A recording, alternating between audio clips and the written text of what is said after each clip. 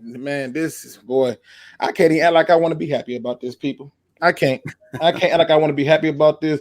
Let me give you a quick disclaimer, people. I want to give y'all a disclaimer because what I want y'all to understand is this. Okay. If for any reason you don't want to hear cursing, viewer discretion has been advised. Okay. If for any reason you feel a need that your ears are sensitive to certain language, I totally understand it. I do. I totally understand it. I respect it. What took Luke G so long is Luke G had to calm down a minute. I think it was Ed Whiten who said I needed an espresso or water. I sure did. I needed to calm down because I told you two things. They could have won that game, and I still was gonna be pissed. They could have they could have won that game by 8 points, and I still was gonna be pissed. They could have literally have done everything that I can think of to pull that game out, but have it be one score, and Luke G would have still been pissed. Today, there's going to be a few things I'm going to toss out there. Okay. The first thing is if you come in here and say anything about the quarterback, I'm putting you on timeout because I support that. Today is not the day for me to hear that kind of crazy talk. If anybody decides to make this a Matthew Stafford issue, I'm not about to announce any ridiculousness when it comes to the quarterback. That man played his butt off. Okay. And I'm not about to sit up here today and let people come in with random thoughts because they don't like the quarterback. Okay. Now, Maximum Overdrive says y'all acting like y'all lost the game.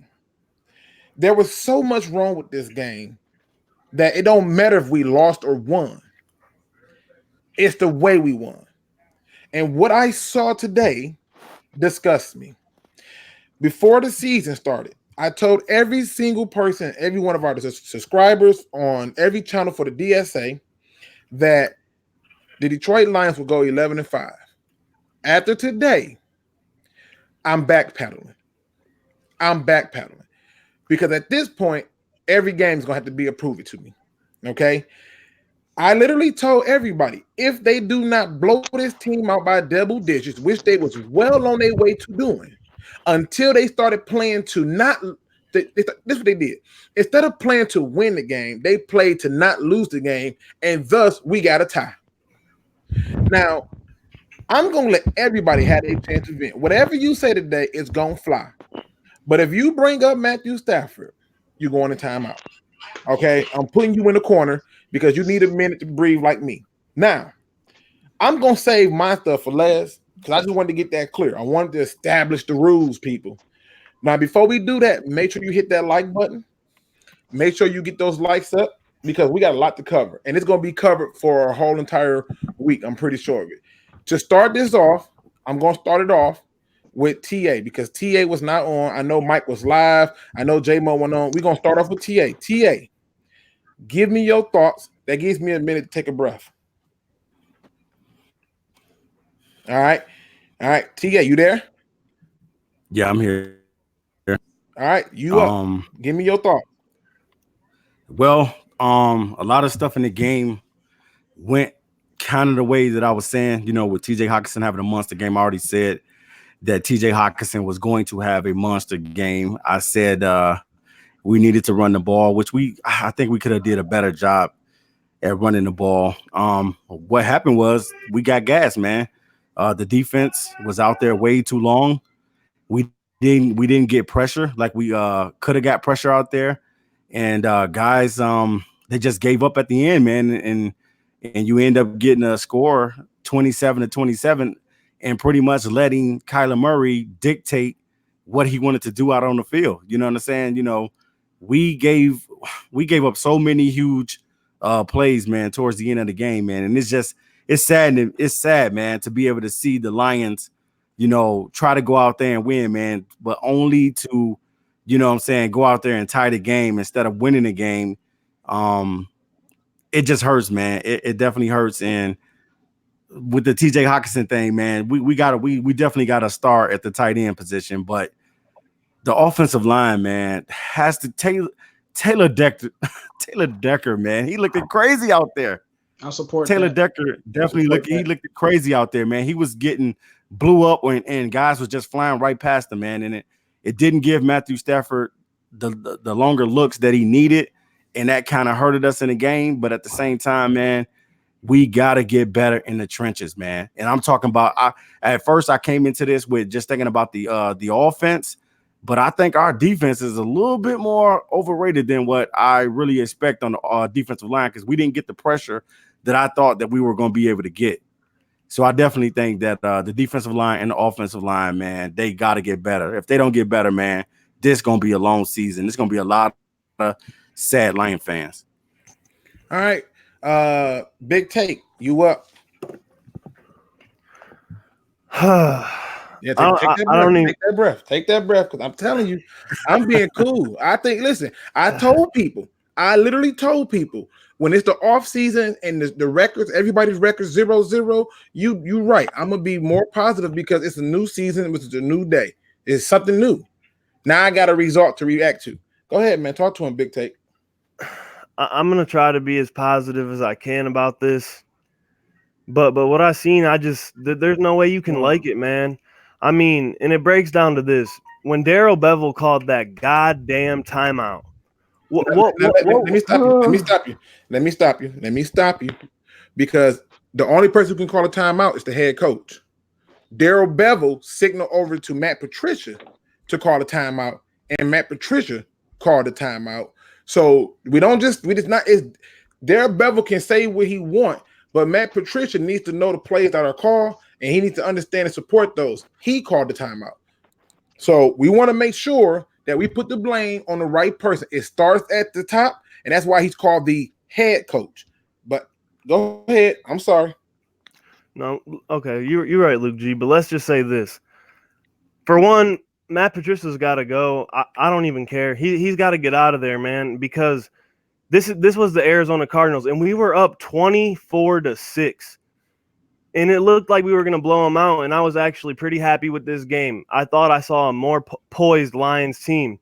And then just to see yet again the same old Lions let us down, it's just, I don't even know what to say. I'm probably just going to make one video, and that's going to be it, man. I can't even make videos about these guys anymore. They just continuously let me down, and I don't know if I can support this mess anymore, man. Now, I can tell you this much. A tie is not necessarily a bad thing, people. It's not. It's not a bad thing. But for Luke G, this is horrible. And it's horrible for so many different reasons. But before I get into it, we're going to roll off into Positivity Detroit 9071. Let's talk about it, PD. All right, can you hear me? I hear you. Yeah, we can hear you. Go ahead, PD. All right. Here's the thing. It's so frustrating to dominate. Like, we dominate a game for what? 3.5 quarters or more just for that to happen. Not like we're just playing better. We were dominating the game for that long. Then it all just went to hell after that. I mean, the timeout was obviously a catastrophe. I just thought I want to address one thing about the pressure. I mean, I could be wrong, Luke. I feel. Don't hear him anymore. You went out. PD, you went out. You went out. Back. My back. Yep, you back. Now what you say? Yeah. So say your pressure point again. About the pressure. I feel that was more, Luke. I could be wrong. I want you to correct me if I'm wrong. I felt that was more. They were more trying to keep him in the pocket more than they were trying to get pressure on him. Yep. Yeah. I felt that was. So I'm not concerned about the pressure. I thought the defensive line, for the most part, did, and the line. Well, you know what I find funny. PD, we losing you. Oh, I'm back. Am I back again? Yeah, you got a poor connection. I'm gonna let you handle that connection, and I'm gonna go on to the next person. So handle that, and then we'll be right back. All right. The next person who wasn't knowing to speak his piece was 313 J-Mo. Take a breath. Take a breath. Lions fans. Let's go. I have some sad things to tell you. I'm welcoming you to the sermon because this is the funeral for the Detroit Lions. Luke, how many games did the Vikings win last year?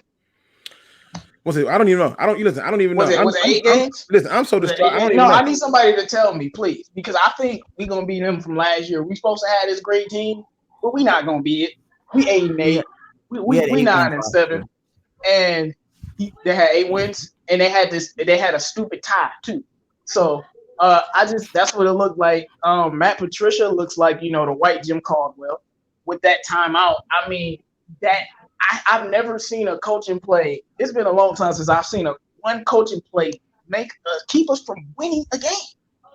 I mean, we called the perfect play, and this stupid fucking idiot, doesn't trust Matthew Stafford enough to get the ball off in damn time. So he listens to Darrell Bell.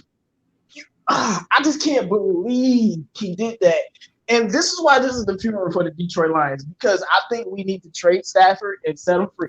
He does not deserve this. And people think I'm joking.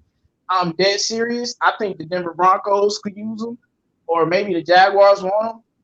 We need to trade him because he don't deserve to be with this bullshit. I'm sick of the shit, and I'm sick of defending him, so I'm going to let him go to a new team and talk shit on the new team when he wins the Super Bowls, because I don't see it.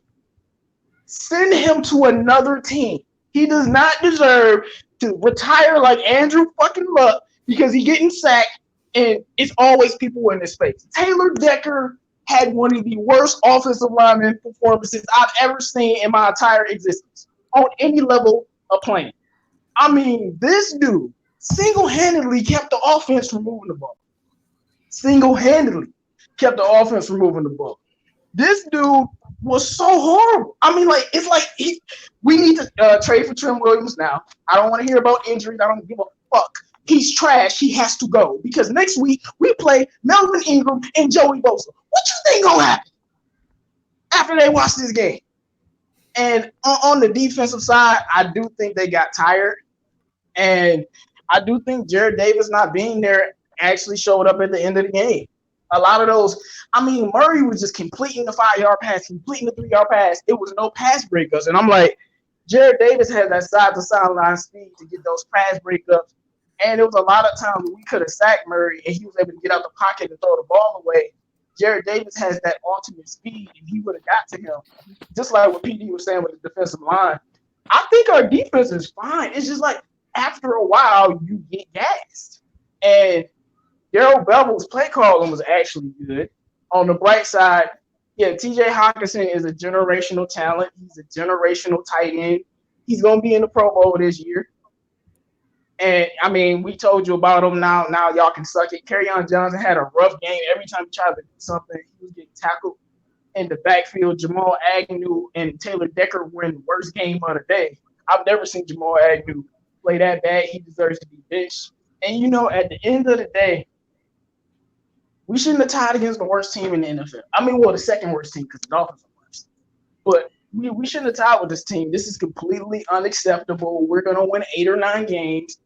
And I don't see anything different from that. And I'm just very, very disappointed in them. And like Luke G said, if you talk to me about Matthew Stafford, come to my house. And I'm letting you know, when you come to my house, you're not coming back. I mean, Matthew Stafford does not deserve this. Trade him away. Listen, I'm sick of it. And here's the thing, man. Here's the thing that I don't think people understand, and I want this to be the case because I keep hearing about this timeout, and this game was bigger than that timeout. Okay, this game was bigger than that. Oh no, yeah. Because sure. from that first quarter, I wanted to puke. Okay, but that second quarter, because this whole idea that we dominated for 3.5 quarters, that's BS. I told y'all Luke watched the game different. Now I see people in there like, oh man, y'all crazy. I'm finna show you how crazy at what, bro? Stafford threw for 370 yards. Hold on, wait a minute. Yeah, almost 400 yards. And three touchdowns. Hold on. What are you talking about? I'm finna show you why when people say we crazy, I'm finna show you why my response to it is, well, let me be crazy on my own. If this is how you could understand good coaching, okay? This is when you know you got good coaching. Why do they have Stafford come up and clock the ball like he was finna deliver a bomb down the field for 5 seconds? I'm crazy. I'm crazy when my head coach don't understand the game situation was to take a damn knee. But I'm crazy. And what did he do? He not only does he not take a knee when? at the end of the game, when it was clear there was only 5 seconds or 6 seconds on the clock, he spiked the ball to call one more play like he's going to do something. And then they had him snap the ball, run out the pocket, and he throw it away to get the tie. Why do that? Just hold on to the ball and take the tie. That's a head coach who do not understand the game time situation. But if I'm crazy about this tie, explain to me why does a veteran wide receiver and Danny Amendola don't understand how to get the hell out of my fucking God. Explain to me that. But I'm crazy though. If any Cardinal fan come in here, whatever you say, by all means, God bless you. You would not be put in timeout. Right, yeah, I don't got nothing to say to the Cardinals fans. You would not because, and I just want to say one thing. Y'all blame Stafford for this. Do y'all not see? Now hold on, J-Mo. Hold on. I told Detroit Legendary Sportscast, if this game was close or they lose, he can make a video about me. I would really caution you, Big Will. Will, I'm gonna caution you. When you make that video and you talk about Stafford and you talk about anything pertaining to Stafford, I'm telling you, that's a debate you're gonna lose. Because I can assure you, when you're getting hit from your blind side, you're going to fumble. When you have as bad of a game as Taylor Decker had, and the only thing you thought about was Matthew Stafford because you went and looked at a stat line, I'm telling you, when you make that video, you better make sure you leave that Stafford part out, because I promise you, I can have that debate with you and win. The stats tell part of the story. Okay, the man. So hey, I don't want to hear nothing about no Stafford. Okay, you didn't watch the game if you're talking about Stafford. Because here's what I want to talk about. Here's what I want to talk about. And Mike, you've been patiently waiting because Mike should be the most upset. He spent what 4 days and 55 hours trying to just get y'all play-by-play. Okay, if you're going to come in here and you're going to say anything about the quarterback, I'm telling you, this is your warning. I'm putting you in timeout because that's ridiculous. It's ridiculous. And the truth is, this ain't a quarterback issue. This is a coaching issue. We did not dominate for 3.5 quarters. Do not let that narrative go by. That is a lie. That is a lie. We did not dominate for that long. That never happened. Okay? That never happened. All right. There was I told everybody talking about Kenny Wiggins. I said, I'm more concerned with Taylor Decker. I hear you, Luke. You remember? I actually said that. I was like, "Why are we more concerned about Taylor Decker when we was talking about the preseason game?" I said that. And this is my thing. Now I'm gonna go ahead and get the floor to Mike. Mike, take a breath, because I know Mike burning. I know he's burning. Mike, take a breath. The floor is yours, man. Let him have it. First off, before I get into my rant and dissecting the garbage that we've seen, to every Arizona fan, to everyone that said that you would compete, I was wrong and you was right. Fact. I expected to get a blowout win and it ended up being a tie. I completely own up to this. And now with that said, it is time to go off on some people. Taylor Decker, you played like trash and you pissing me off. You let your quarterback get sacked that many times with 5 million flags? Are you insane, you moron? You're trash. You're trash. Jamal Agnew, what in the hell was that? You played like you've never played the game before. Are you kidding me? This defensive line did not get pressure on the quarterback at all. Absolutely garbage. Absolutely unacceptable. That offensive line is a bad offensive line. And you came out, got killed in the battle between the trenches. Absolutely garbage. Complete garbage. Matt Patricia, Coach Patricia, the game management that you did in the fourth quarter, specifically the last couple of minutes, was the worst and absolute worst game time management I have ever seen in my entire life. I support that. You did timeouts when you didn't need to do timeouts. That was on offense as well as defense. You absolutely played absolutely garbage management. You took all your timeouts when we had a minute left or 40-some like a second in the game. We had only one timeout left. You should not have one timeout left. You should have all three. And Danny Amendola, you son of a bitch. Why did you go out of bounds? Why did you go out of bounds? That was absolutely trash.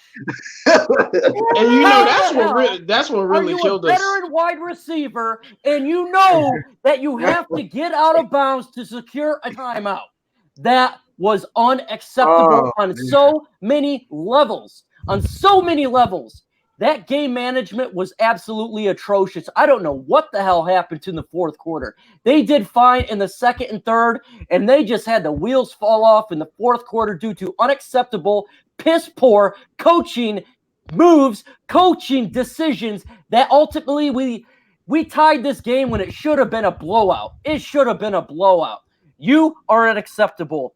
Coach Patricia, you piece of trash. You pissed me off. And guess what? I give you no benefit of the doubt at all. This was unacceptable. How are you going to beat the Kansas City Chiefs? How are you going to beat the Chargers, the Cowboys? How are you going to beat the Minnesota Vikings who beat the hell out of the Falcons? How are you going to do that if you can't beat a rookie quarterback, garbage-ass play calling from Cliff Kingsbury? When you can't do that. And folks, I see there's 190 watching right now. That's a record, and I'm very happy. But we only have 41 likes. Let's get those likes up. Please. And I know some people think the defensive line played well because they had a lot of sacks, but they didn't play well when it mattered. And that's all that matters. Listen, I'm gonna tell you right now, I couldn't disagree with you more. I couldn't. I could not disagree with you more. I think my issue with that statement in and of itself is I played defense. And when I watched that game, I started having traumatic flashbacks. My PTSD started coming out. You don't even understand, okay? I'm talking about I literally was sitting on the couch getting winded looking at those people. What you saw, and I'm going to tell you how it went down. What you saw in the fourth quarter, with about 6 minutes on the clock, was a team that played to not lose the game versus a team that played to win. If you are in my Discord and you in this chat, please verify that I said this. I said this right here is going to let me know what our head coach is, because this team needs to play to win. And if you understand how to play to win, then you understand that you need to be aggressive and you need to score. That seals the game. Running clock out does not do it right here. It's 6 minutes on the clock. You're not running out 6 minutes on the clock. You're just not. Not with a 2-minute warning and then with timeouts, okay? Yeah. Now, I literally told those to my people in Discord. Why? Because I saw them playing not to lose. Every play that they called that was a run was a dive. What the hell is that? With 6 minutes on the clock. You call a dive with 6 minutes on the clock, back to back to back, and I ain't even talking rap beef. You know what I mean? They sitting up there literally playing not to lose. And what did they do? What did they do? What's the point of you having all these running backs? If that play worked so good, even though it came out to a timeout, why wasn't it called back? Run that play again. We ain't seeing. I don't know why they didn't run that shit again. We didn't see it no more. You know, now CA3 Sports Talk, Carl just got up in here. Carl, I'm gonna give you the floor so you can have a moment. We about to get into it. Look, man, I was even like, when I was watching, I was even mad. I was just like, I was like hurt. Like I was more hurt than mad. Yep. Like when I was watching it, like, cause that play when Fitzgerald got that long pass, I was like, Tracy Walker got beat. Before the pass even came there. I was like, ugh. Then man, Taylor Decker was so bad. Then just everybody was bad on the offensive line. I saw a couple of plays where dudes just came through the line and blocked, and then the Agnew was bad. First punt return, dude doesn't even look around, gets killed. Then I don't even know where to start. I could tell the fourth quarter they just started game managing. They didn't play to win. They just started game managing. Then they just turned bad. The defense was just exhausted at the end, and that's how it happened. Well, I can tell you this much. Last year after they lost to the Jets, I said I wanted Matt Patricia fired. And I had a lot of people who was like, man, you can't just fire a coach in his first year. He's not gonna get Arizona did. And what Arizona was stupid, but I think this one is warranted. Okay, and I'm gonna tell you what I mean by that. In the case of Arizona, because I just saw a message that said that they got out coached. No, they didn't. What happened? No, they did. What happened was they outcoached themselves. They literally created situations that should have never occurred. Okay. It should have never ever happened. It shouldn't have occurred. It's just no way. It's no way it should have happened. And when I go through and I watch this game, I told you, for me, the tie is not a bad or a good thing, because it means you didn't lose, but it also means you didn't win. And because of a tie, we end up finishing last in the division. Now that tie can come back to hunt some teams if the Lions can go out to finish their business. But here's the problem I have with that. I had the same problem with that statement like I would with saying that Dallas is going to win anything as long as Jason Garrett's their head coach. I have no faith in this man. Okay, I have no reason to buy into the Matt Patricia way. One thing I can say is this: the defense played their butt off. Yeah. Jamal Agnew. I mean, because let me be honest with y'all, they didn't cross the 50 until Jamal Agnew muffed that punt. Okay. Yeah, that's when everything changed. You're right, and that was just the first domino. Okay, that was just the first domino. They got an interception, and what happens? Taylor Decker let the guy walk right on in there. Here we was all this time worrying about Andrew Wiggins. I even saw Frank Ragnow get his butt beat right up the middle. You know who I didn't get see get beat? Andrew Wiggins. I mean, Kenny Wiggins, whatever his name, Wiggins. I ain't see him get beat. The one guy that we worried about the most was the one person who held down his spot. Crazy. Wait, where was Kenny Wiggins playing at? He was on the right side, wasn't he? On the right side. I thought Wagner's on the right side. He came out. They rotated. Yeah, and they was moving people around. Okay. So, but I mean, and if I'm wrong, correct me. But he got in there. The one person that we was worried about was the one person who didn't hurt us. Yep. That's what crazy. I didn't understand. But you know what's hilarious about that? Decker and Kenny Wiggins, the only offensive linemen who didn't give up pressures. Apparently one of those was legit in the preseason. Apparently one of those was legit. And TJ Hockenson literally had the greatest game for in NFL history. Oh, he's had a record, right? Yeah. I told you that TJ Hockenson. I'm gonna tell you the truth. That's another thing. Let me put that out there. I was wrong about that because I thought that they were going to utilize Jesse James, and they did start off, trying to utilize, but then they realized nobody can cover TJ Hockenson. Nobody can cover him. They couldn't cover him. Nope. He a man child out there, Luke. He a man child. It was, and listen, I even put a comment in Mike's chat that said, and J-Mo was ready to make a video going off on me about the Lions taking a tight end. And that one touchdown play, where Stafford stepped up in the pocket and threw it to Edelman. Amendola. Hockenson made that block. Wouldn't happen if Hockenson. No. Look, but see, Luke. The thing is, that after the last 2 weeks, I told y'all TJ Hockenson was going to the Pro Bowl, and you like, I don't know. I'm like, no, I know what I see. This dude is a generational talent, and I kept telling people, right? Because I'm like, I only had to see you do something once, and I know Kenny Galladay is a different situation, but I was watching some college tape, and he did something. I'm like, yo. And then in the preseason, he had 2 touchdowns. I'm like, yo, this guy's one of them guys. And when I was watching TJ Hockenson, I'm like, yo, this dude is. First of all, Mike about to be a Pro Bowler, dog. Mike making me so happy. He said the Mike, he's a pissed off guy. Man, but TJ Hockenson, I got frustrated. Hey, I got frustrated, guys, when they started even going away from TJ Hockenson. I'm like, what are y'all doing? Listen, these guys having a field day. Listen, keep throwing it to him. let me dispel some stuff because I know this is what happened when people watch games. They watch it differently. So let me just try to help y'all understand and dispel some stuff.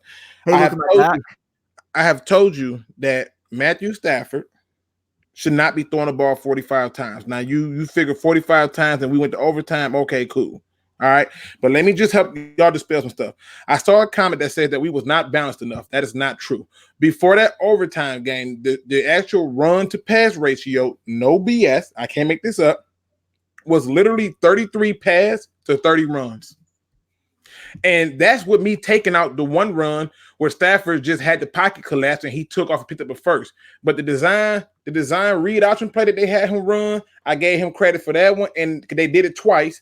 And then they tried to do that little reverse play with Marvin Jones, whatever the hell that was. So I gave him that one too. 4 yards, baby, 4 yards. Man, hey, I'm just saying, I don't know what that was, but they ran the ball now at the end of the game. They ran the ball a total of 30 times to 45 passes. That is balance. In the past, the Lions would have threw the ball 45 times and ran it 13. So balance was there. That's not a true statement. We dominated for 3.5 quarters. That's not a true statement. We dominated for 2 quarters. Right, we dominated the second and third quarter, and then the fourth we it's just like a boxing match. It's just like a boxing match. We dominated second and third quarter. Fourth quarter, they got gas. But fourth quarter, they played to not lose versus playing to win. Because if you play to win, you keep scoring. And I know some fans was alarmed when I was like, Trey Stafford, he don't deserve this. But after what he went through this offseason, and when I saw him on that sideline screaming and pissed, I'm like, he don't deserve this. Yeah, he don't deserve. He's like, we won the game. He just doesn't deserve this. And then all the Lions fans gonna do is blame him anyway, like idiots. I mean, he went out there and balled out like he was supposed to. Showed y'all that Eric Ebron is a bum, and don't ever forget it. And TJ Hockenson gonna be a GOAT. Yeah, definitely. He can't do it himself. Nope. Like he needs help. Nope. Like, and here's the scary part about it. Here's the scary part about it. One of the things I kept saying was give him a tight end. Give him a tight end in a run game, right? I kept saying that. I said, just give him a tight end and a run game. I promise you will see a different team. Stafford was almost had a perfect passer rating before they abandoned the run. Yep. Okay. And then when they finally realized, well, we better get back to it because we still can, we got to play not to lose. That's when it got real. I'm gonna give y'all some interesting information, all right, for a moment, because I like to pay attention to things. And I like to make sure that the things that I'm looking at make sense for me and for those I got to tell it to. All right. What if I were to tell you that after that first half, the total yardage for the first half was 242 yards, Detroit, to 58 yards, Arizona? That's the defense. What if I was to tell you that the passing yards was 190 yards, Detroit, to 22, Arizona? What if I were to tell you that the rushing yards were 52 yards to 36, Detroit? What if I were to tell you that the average yards per play was 6.7 for Detroit to 2 yards for the Arizona Cardinals? Okay. What if I were to tell you, excuse me, because I got to get through all of it. What if I were to tell you that the Detroit Lions had already had 2 turnovers from fumbles by the time we got to the second half? However, they had 1 interception, okay? And neither team had a sack in the first half. What if I were to tell y'all that? What if I were to tell y'all? That's not true, though. Kennard had 2 sacks in the first half. No, he didn't. Yes, he did. Okay. No, he didn't. Yes, he did. Yeah. No, he did. Yes, he did. Yes, he did. I watched him get sacks in the first half. I watched him get that. Like, I know what you're looking at, but I watched him get 2 sacks in the first half. He ended up with 3. Okay, well, if you saying he got it, he got it. I just want to point out the point of how the game went between the tail of 2 tapes. Detroit Lions third down efficiency in that first half was 37% compared to 22%, and time of possession was 18.19 18 minutes and 19 seconds compared to 11 minutes and 41 seconds. The Detroit Lions in the first half did something that had me very proud, which was they had very few penalties, only 2. Arizona had 4. Go and look at what the stat line say now for the rest of that game. You're going to puke. You're going to puke. It was disgusting. Yeah. It was disgusting. Fourth quarter collapse. That's what it was. It was disgusting. Yeah, we didn't close out the game. That was one of the key things. And another thing that I was looking at, Luke, was the production out of TJ Hockenson, but not only that, Danny Amendola, who would knew that these two guys would be our leading receivers. You know what I'm saying? Both of these guys were over 100 yards receiving, with Kenny Golladay getting 42 yards and Marvin Jones getting 56 yards. Who knew that was going to happen? We couldn't have predicted that. Shout out to Byron Murphy. Me and Luke keep telling y'all that he was the best cornerback in the draft. And we kept saying he was playing. Yeah. We told y'all he was. I told you guys. I saw him at training camp. He was doing good. No, but like we said, he was the best cornerback in the draft. And right. He looked like it today. I had people telling me about the McGreedy Williams, and I'm like, bro, this is the best cornerback in the draft. No, but Greedy Williams, this is the best cornerback in the draft. But it's Greedy Williams. And this man, they still got to play though. That's his first game, Luke. They still got to play the whole full. I mean, season. but the Browns got cooked, bro. He was phenomenal. Yeah, I saw that. But it's only one game though. You can't just. But he was phenomenal against top tier receivers. Like he makes scrubs. No. I'm saying though. I know that Byron Murphy is good, guys. I'm not debating that. What I'm saying is he has to play the full season for you to get, you know what I'm saying, how good this guy really is going to be. So he's good now. He's good now. Hold on. Let me ask you a question. How many games have the Browns played? One game, just like everybody else. How many games have the Lions played? One game. What did Greedy Williams do in his game? I didn't get a chance to look at Greedy Williams' game. Okay, so I have to go back. Let me rephrase. I watched the game. They got torched. Let me rephrase the question. Why are we going to shortchange with, you know what? I'm going to say that for another show, because I think that's something that me and you need to definitely have a good conversation. No. I'm not debating. I'm just saying it's only one game. You know what I'm saying? But that one game. But what if somebody said that about TJ Hockenson after what he just did? What if somebody said it's only one game? He just had a phenomenal game. TJ Hockenson, it takes any smart person to know that TJ Hockenson is special. I'm just saying. Like off that one game, he had the most ever in history. I know that, but we're not talking about. And Byron Murphy played lights out. Like we're not talking about TJ Hockenson. I'm just saying. You said it's just one game trying to like. I'm not saying no, and he was great. He did corner. No, he did good. I saw the guy in training camp. I already told you that he was doing good. He was picking up everything. What I'm saying is, what our point was, though, T. that we think that you're missing is that we were addressing the fact that one of the best aspects for the Arizona Cardinals was that rookie cornerback, because for some reason we couldn't expose him. It just didn't happen. And the idea that it's only one game, I get what you're saying, but in one game is all I have to go by right now. And we merely said that when we saw him come out of college, he showed some improvement. But back to the Lions, man. Here's the thing. Hey, Luke, am I back in the thing? Can you hear me good? Is everything working? Let me see. All right, I can hear you. Let's see if I can hear you now. Go ahead. Is everything back to working? Am I cutting out? You're good. Go ahead. Yep, go ahead. I just wanted to make sure that was fixed. Just want to make sure that was fixed. You can ask the question that you were about to ask. No, go ahead. Give us your take on the game, on what happened, because I know you was bringing up some good points about them playing more to keep him in contain versus going to get him, and that to me is loser football. When you watched them in the preseason, they was dialing up go get him plays. That's what they was doing, like go get him. Yeah, for sure. Well, it's just all about the situation. I mean, it was upsetting. They just gotta.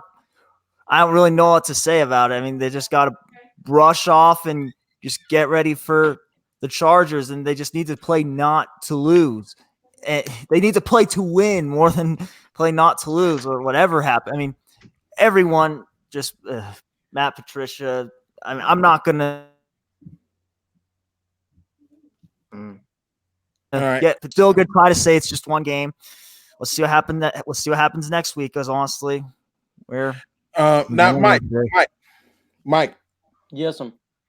I know you frustrated, man. I'm trying to give you a time to calm down, man. I really am because I know the anger and the frustration of it all. Because to me, this is probably the easiest game we was gonna get this season. So I totally understand why you would be frustrated with what happened in this game. But Mike, what did you see?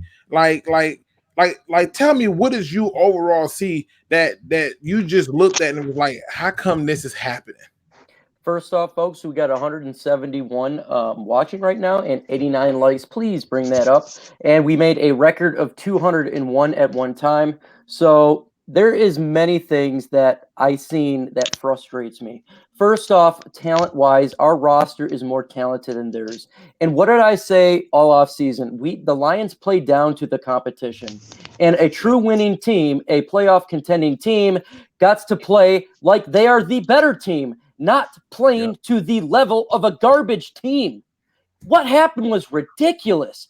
I still can't believe how bad they destroyed that clock management in the last 5 minutes of the game. I've never seen such worse time management that seriously destroyed the game. We should have won this game, but that coaching staff just dropped the ball like a Hiroshima. I mean, they literally blew up a flaming pile of garbage. It was unacceptable. Absolutely unacceptable. There is no more excuses for Matt Patricia. He had the whole offseason. This is the second year. He's got talent. And how they did that time management, that's what cost them the game. That was the absolute worst clock management of all time. Taylor, how are we going to win in the game when Taylor Decker is getting beat on every play and he had 4 flags himself. The flags in the whole 5 flags. Wow. What the hell?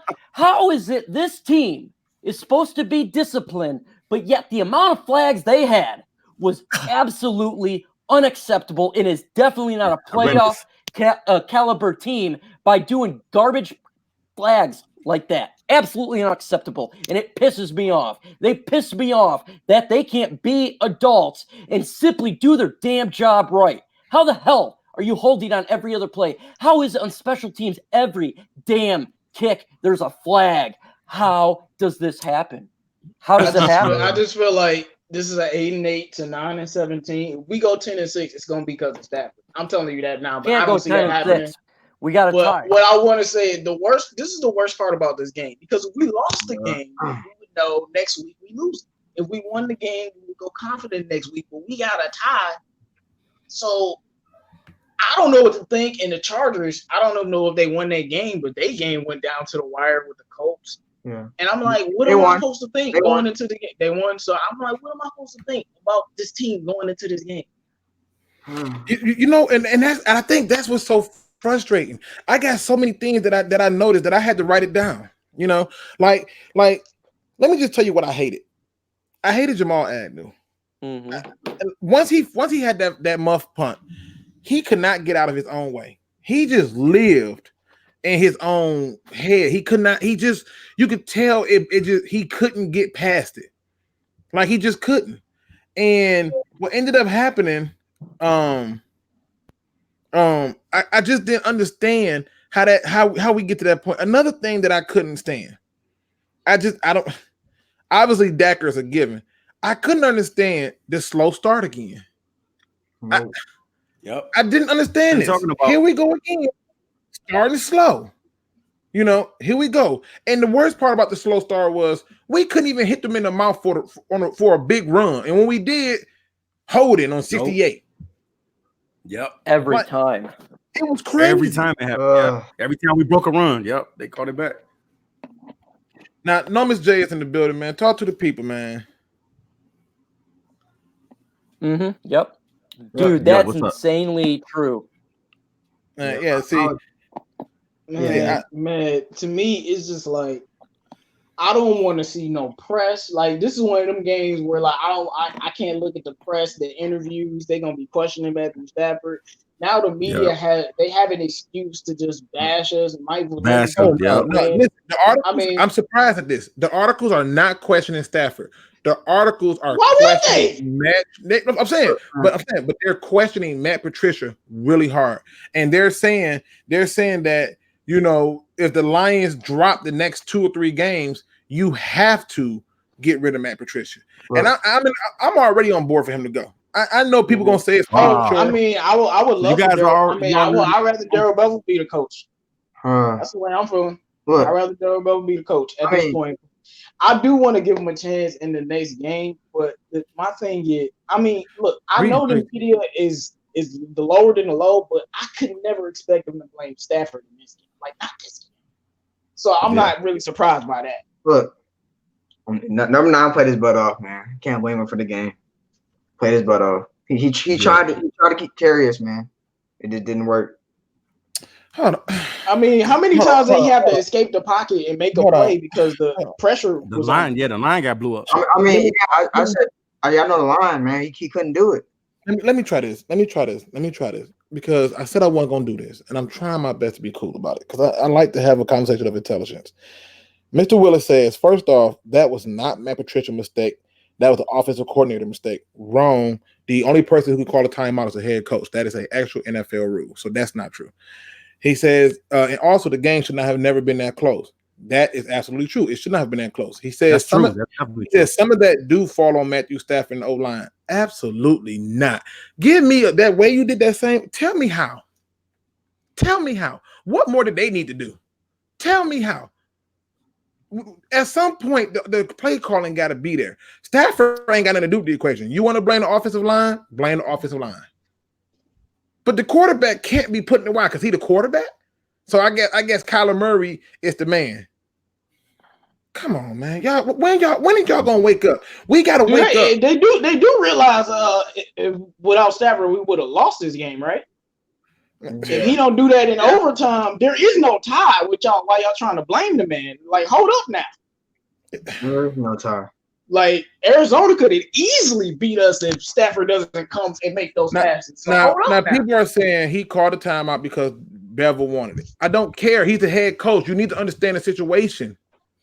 Bill Belichick would have never called that fucking timeout. He never called it. He'd have been like, never called that shit. He'd have been like, for what? My quarterback is working. Let him orchestrate. Right. He would have never gotta trust your QB, man. And on that play, J.D. McKissick was about to be gone, bro. He was gone. That was a touchdown. He was gone. Yeah, all kind of great. Yeah, that's one positive thing about this game. I like the offensive play calling was great. It's just tailored. Like, I've never seen one offensive lineman lose us a football game. This is the first time I've seen it. Every time we had a positive, like when they start scoring them field goals, okay, we get the ball back, Stafford start driving, pop, pop, pop, penalty, number 68. Every time. Like, and then we would get a negative run or something. Okay, defense get back on the field. Oh, we tired. Score. Stafford come back. All right, Stafford, pop, pop, pop. Number 68. Like, it was like they would come on down. It was like the Price of Right or some shit. Like, what the fuck? Like, they was calling his name like he was a legend. Like, you would have thought he was on the other side of the ball doing something special. Like, I don't understand. Look, anytime, I feel you, J-Mo. Anytime we got that, anytime our defense is out there longer than what it needs to be, man, we're in trouble. And that's what happened today, man. Those guys ran out of gas. They ran out of everything, man. And they was out there for so long trying to defend these guys. Then you got to go back when you're going into overtime. You got to go back out there again and defend them. You just came off the field defending them, and we got to start. We got to start quick going for these field goals, and we got to start scoring the ball. That's what I thought the 2 tight end sets was going to be about, and I was a little frustrated with that we could not score, and we had to just go for that field goal. But hopefully, man, they'll clean this stuff up. I know a lot of us as Lion fans, we are very, very optimistic about the season or whatever, but it hurts, man. It hurts to be able to tie a team like the Cardinals, because the Cardinals were the worst team last season, and it just lets us know that we got a lot of work to do on that offensive line and the defensive line, because they didn't get the pressure that they needed to get. But the defensive line was great. Did you see Micro Mike's first play-by-play? Were great. Did you see Micro Mike's play-by-play on the game? Yeah. every time Mike every time Mike would call out something, I got more and more mad because not only was he spot on, he was there to right on what happened. Like, why are they doing this? What is this play? What was that play? I hate the wide receiver screen. We don't have Deshaun Jackson. We don't have Golden Tate no more. Why are they calling wide receiver screens? Here's the other question I have. How do you get a ball to Ty Johnson one time? Yep. Exactly. One time. Yeah. And it was 6 yards. I thought it was 2 times, but I thought that they should have utilized Ty Johnson more, and they didn't. Man, I kind of wondered. Why didn't we use Kerryon out the backfield? Like they did early on the first, like in the first on like that first drive, they tried to get him, but it wasn't as consistent. As you would want to. I'm so sick of this coaching staff not having faith in Kerryon. Like, it's 3rd and 1. Kerryon's been murdering them this whole drive, and then you put CJ Anderson in the game and you punt. Yeah, I feel like Kerryon is a great back. He can convert 3rd and 1.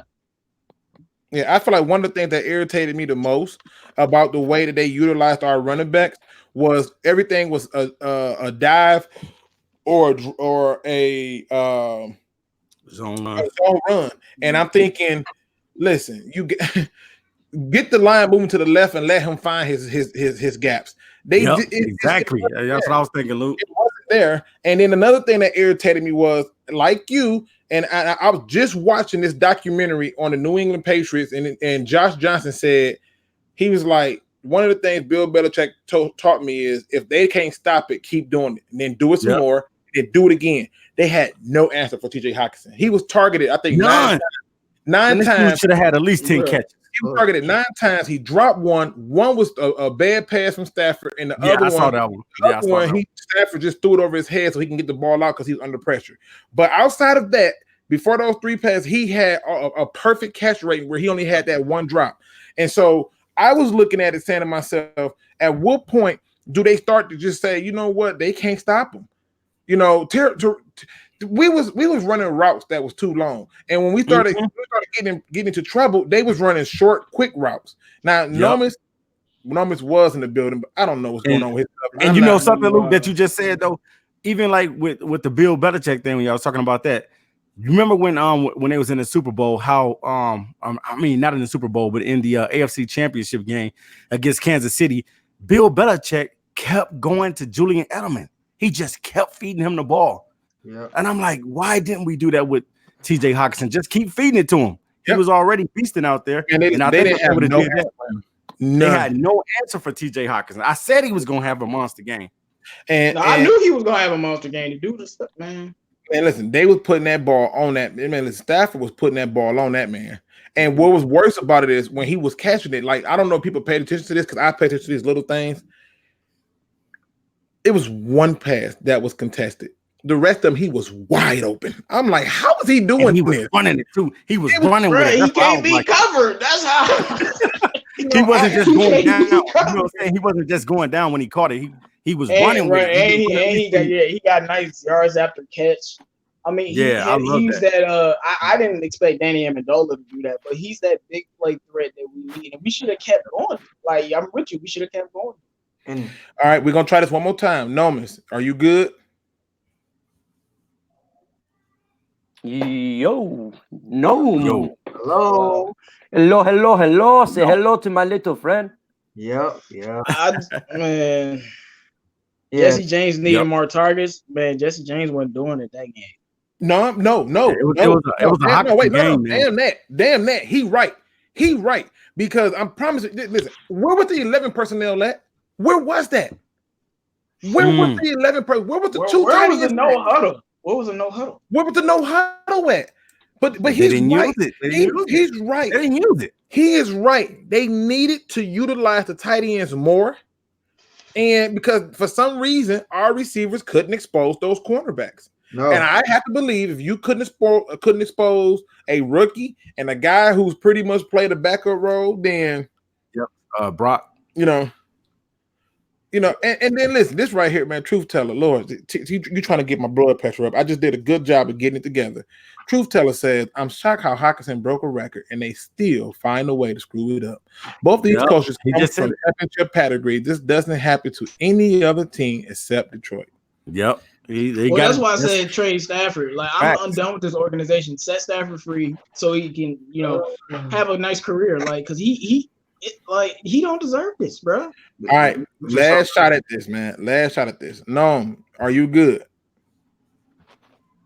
Hello? No, yeah. Hello to my friend. All right, hello, no, Moto. I tried. Hello, no, Moto. I tried. I tried. I can't. Listen, I can't, man. I tried this. It's one of the things where we're doing our best to get everybody in, but man, you gotta have it together, man. So, wow, I see that, guys. Dakar was in screen protection all game. Hey, I see some fans saying like, speak them facts. Yeah. Speak them facts. They should have went to the screen more. We got too much talent for this kind of debacle. Yeah, Motorola said something that's interesting, and knowing the Lions is probably gonna happen. He said, "Watch me look like champs next week, right? And then we're gonna go to the Eagles and play like trash, and then we're gonna beat the Chiefs." Man, that's how the Lions are. Now listen, Mike. I heard Mike say this in the game. Mike when he was doing the commentary, Mike got so frustrated, y'all. Y'all don't even understand. Like if y'all should go back and watch his video just for how he was in that thing frustrated. Yeah, I saw Mike. Mike was so upset, man. Mike was so upset after that first quarter that he was like, if we don't start getting no pressure, we're gonna have a problem. And for some reason, they refused to dial up a blitz. But then they dial up a blitz. And who comes through clean and gets in there? Jelani Tavai. And it was rough. But Mike called this out, and he said, this don't make no sense. Why are they able to run the ball better than us? And I'm thinking, right? Why is this stuff happening? Why they didn't really run the ball like that? I mean, I think we had more rushing yards than they did. I mean, they really only had a couple good runs, but David Johnson almost only counts in horseshoes, and we wasn't playing horseshoes. But he still ended up getting 100 from y'all just gotta find a way to. Stafford almost threw a pick. He was trying to win the game for y'all. They can't get out. They can't get out the way of themselves because the trauma is real. This is trauma we going through right now. Luke, please let me say this. He was trying to win the games for y'all bum ass fan base. This is why he deserves to be traded. Like, you gonna criticize him for trying to win the game after the defense and Matt Patricia tried to lose the game. Stafford, it seemed like Stafford and Marvin Jones was the only ones that wanted to win the game and carry on. They was there. Where was everybody else? Danny Amendola showed it when to win the game. Yeah. Now he played a perfect game, man, and he blew it at the end with that last catch. Yeah. Now, how many likes we got going on? Because we got to make sure we get this thing in circulation, man. So that's huge and it's very important. So how many likes we got popping? Can somebody give me that number? We are at 105 likes to 1 dislike. All right, and we got we had over 200 people. We got to get it up there. We got to get it up there. Now I'm gonna tell y'all the truth. The only reason I did not open the phone lines up is because I'm gonna tell you the truth. I do not believe in being disrespectful to people unless they are disrespectful to me. And I knew that somebody was going to call in and say something so crazy that I was going to get disrespectful and hang up on them. So the best way I could control myself is not even have my finger on the button. Because I was like, yo, I'm not trying to hear that crazy talk today. I'm not trying to, I don't want to hear about the Matthew Stafford stuff. I don't want to hear all that other crazy. I don't want to hear about it. I'm not trying to hear it. It's just not gonna work for me, folks. I got some really good stuff that I found on YouTube, and this was about the play that they threw that flag when we're to win the game, when they called the timeout when we're to win the game. This is the audio from what Patricia was thinking. It was at this moment that he knew he fucked up.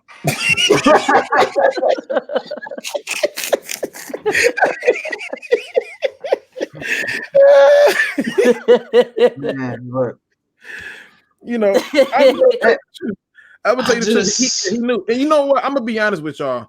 Was that one play of pass interference all day on Kenny Galladay? He straight the same exact thing happened to Brandon Pettigrew, and it happened to Kenny Galladay, and they didn't call it. It was just another miss. Oh man, Yeah, after a while, the refs basically, I just call it Lions bias. They was like, well, Arizona's competing this game, so let's just let them play instead of calling the game. Man, this and then they start grabbing and grabbing and grabbing. Yeah. Like, man, it's just ridiculous. And Matt Patricia, I don't understand how he can be okay with this. Like, how are you gonna live with yourself? I mean, this reminds me, and I don't know why we always get these coaches with time management, but this is 2 different games, 2 different teams, 4 different teams, well, 3 different teams. But this reminded me of that Steelers game, and that Steelers game was the day I was done with Jim Caldwell. Wow. And I don't care what happened in the game, Golden Tate, whatever. We lost that game, and Stafford threw for 450 yards, and we had like 100 yards rushing.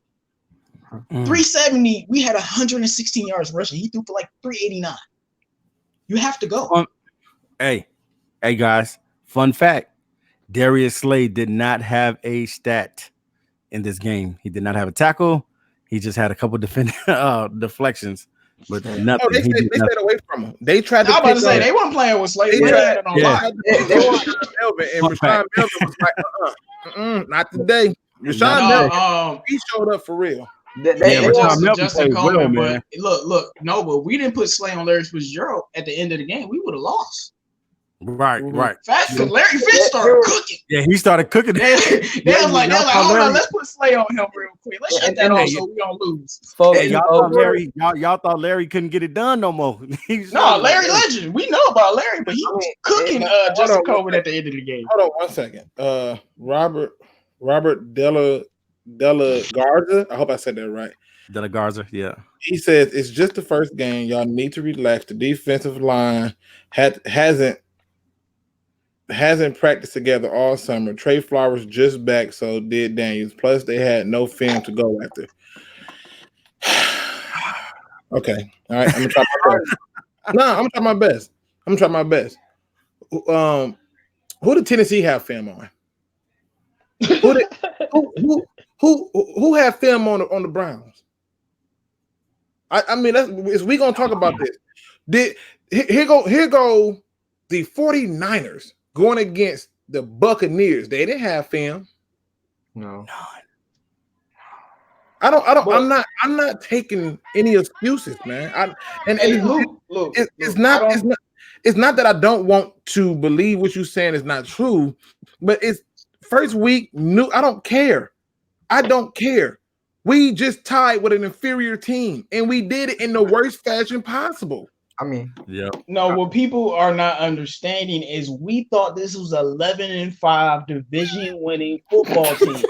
This game told us we a 9-7 team at best, and we not making the playoff. And only a smart football mind can see that. You tie against the Cardinals, you going 8-8, you going 9-7. The Vikings are going to win this division. Like, that's what game 1 told me already. Vikings are winning that division if Dalvin Cook stay up. Straight up. And that's why we're so upset. This was supposed to be an 11-5 team, and that ain't gonna happen. This was horrible, man. You gotta win the easy games, man. You had the first game of the season. You had the easiest game on your schedule. You gotta win those games, man. Right. Hands down. And the defense, I think just got tired at the end, and they weren't really. And to me, at the end, they were picking on Agnew a lot on defense, and they ended up putting, because what happened was, and I'm gonna call a spade. Coleman was getting cooked by Larry Fitzgerald.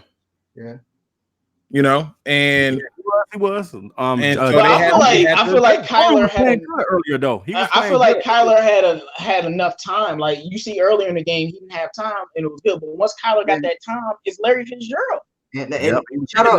And shout out to Rashawn Melvin for battling out there through that injury. Yeah, he was balling, man. Rashawn Melvin, I got to give him props. He was first time the Lions ever had a cornerback too. And Jelani Tavai played well in this game too. Yes. Yeah, he especially for a rookie starting at middle linebacker.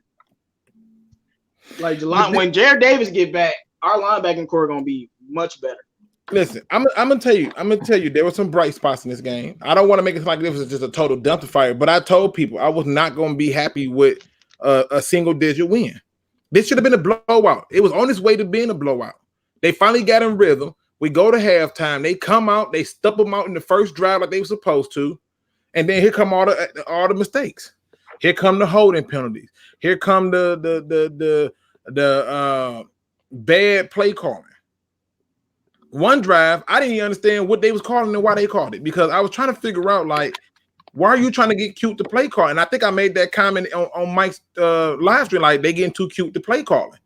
Run the ball. There was one play where Stafford looked like he was a magician. Hockenson came across, waved him across the other side, got just enough to get him away. He steps up, boom, deliver it.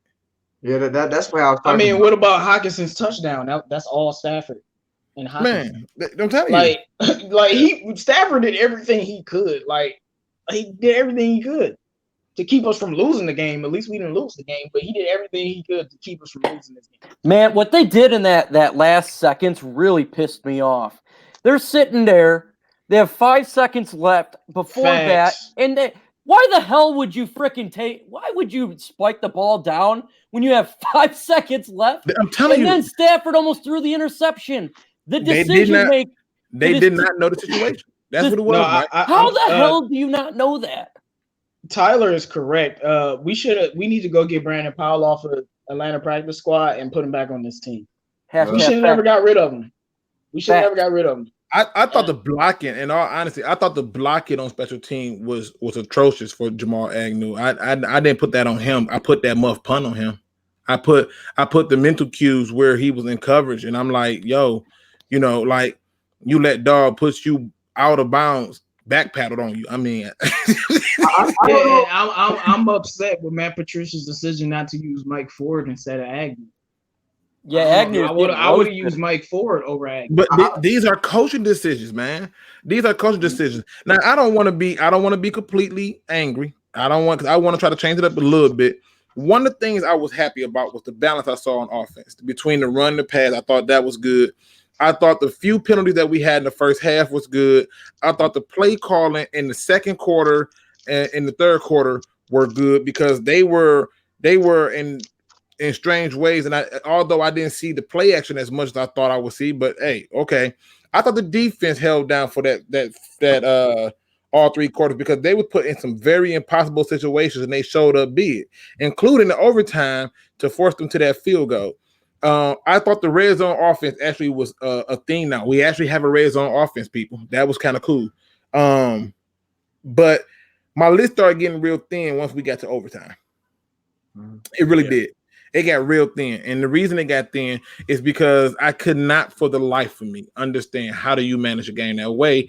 Why would you go into prevent and man in that situation? You got a bad left tackle when you're wishing you had Greg Robinson as a left tackle.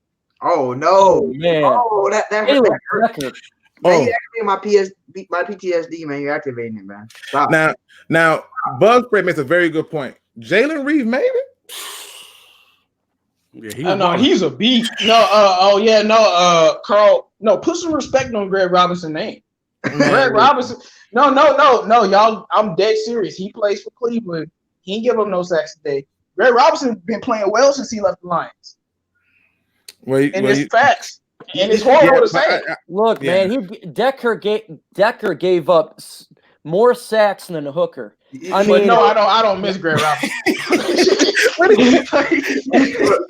Did he say more sacks than a Hooker? Now listen, real talk. I do agree with you on this, Mellow Mo. I do think that this game was a wake up call to them. But the problem is that they needed to be woke today. Yeah, I could see us really like putting it on the chart. The Chargers didn't look that high. I can see us putting it on the Chargers. Hold on, Jimmy. We're gonna try this one more time. No miss. I don't know why on your channel the connection act up, but on my channel, right? Blame it on me. The guy on a direct connect. Go ahead. With the highest speed internet you can pay for residential. He needs some milk. I was about to come on here and yell off, but I let y'all get the steam off, man. But look, did y'all notice in overtime they finally started using their tight ends against us? Yeah. They didn't use them all I'm game sorry, against but them. I didn't notice that. I didn't notice no tight end usage at all from them. In fact, they killed us on short routes to the receiver. Yeah, real brief, but it was in overtime. They finally started bringing them into the game a little bit. It was just a little. I know what you're talking about when the tight end caught the ball. Yeah, and then they used another one. I know what you're talking about. Yeah, I'm like, okay, now they're doing that. My thing is this, though. I know losing a game like this to an inferior team, and I know I ain't trying to be Mr. Positive because, again, I was yelling. Well, I couldn't put my video out just because. But, well, I consider it a loss. Hey, I'm with you. I ain't gonna disagree. My fault. The thing is, I can see a lot of positives. This did look kind of patriotish. Let me tell you, if you gonna say that we are gonna be like a 9-17, then why the heck did we beat New England last year? Why did we do that to them? They looked unprepared at times last year when we faced them. And I see them making adjustments after this. I'm gonna give them a chance. I know as bad as this taste was in our mouth tonight, I'm gonna give them a chance to readjust because, like I said, I saw a lot of positives. I didn't taste this. Nah, I saw this, and when I smelled it, I know this was shit. I didn't taste nothing. I'm not gonna lie and say I put that taste nothing. This right here, I smelled this boo-boo a mile away. Hey, no, miss. You know what? I'm gonna tell you something. I would give the Lions another chance if Stafford didn't play that well, but he did. Now this is a good question right here. Ed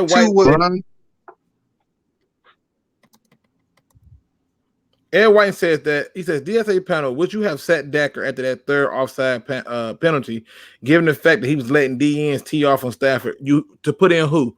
Terrell Crosby to make it look even worse? I mean, I would have put Kenny Wiggins over. I mean, that was the problem, man. The problem was, I'm gonna be honest with you, and I had this message be a question be posed to me in Discord. They said, "Can we please just move Wagner to left tackle?" I said, "It don't work like that. It just don't work like that." Wagner played left tackle and was not good at it. He was much better as a right tackle. Some people are just better at what they're better at. And I think if they took him out, what I was more upset with, and Mike brought this up in his live stream, why are they not putting a tight end over there to help? Driving me nuts, man. That they didn't get him no help, and that's what the frustration was.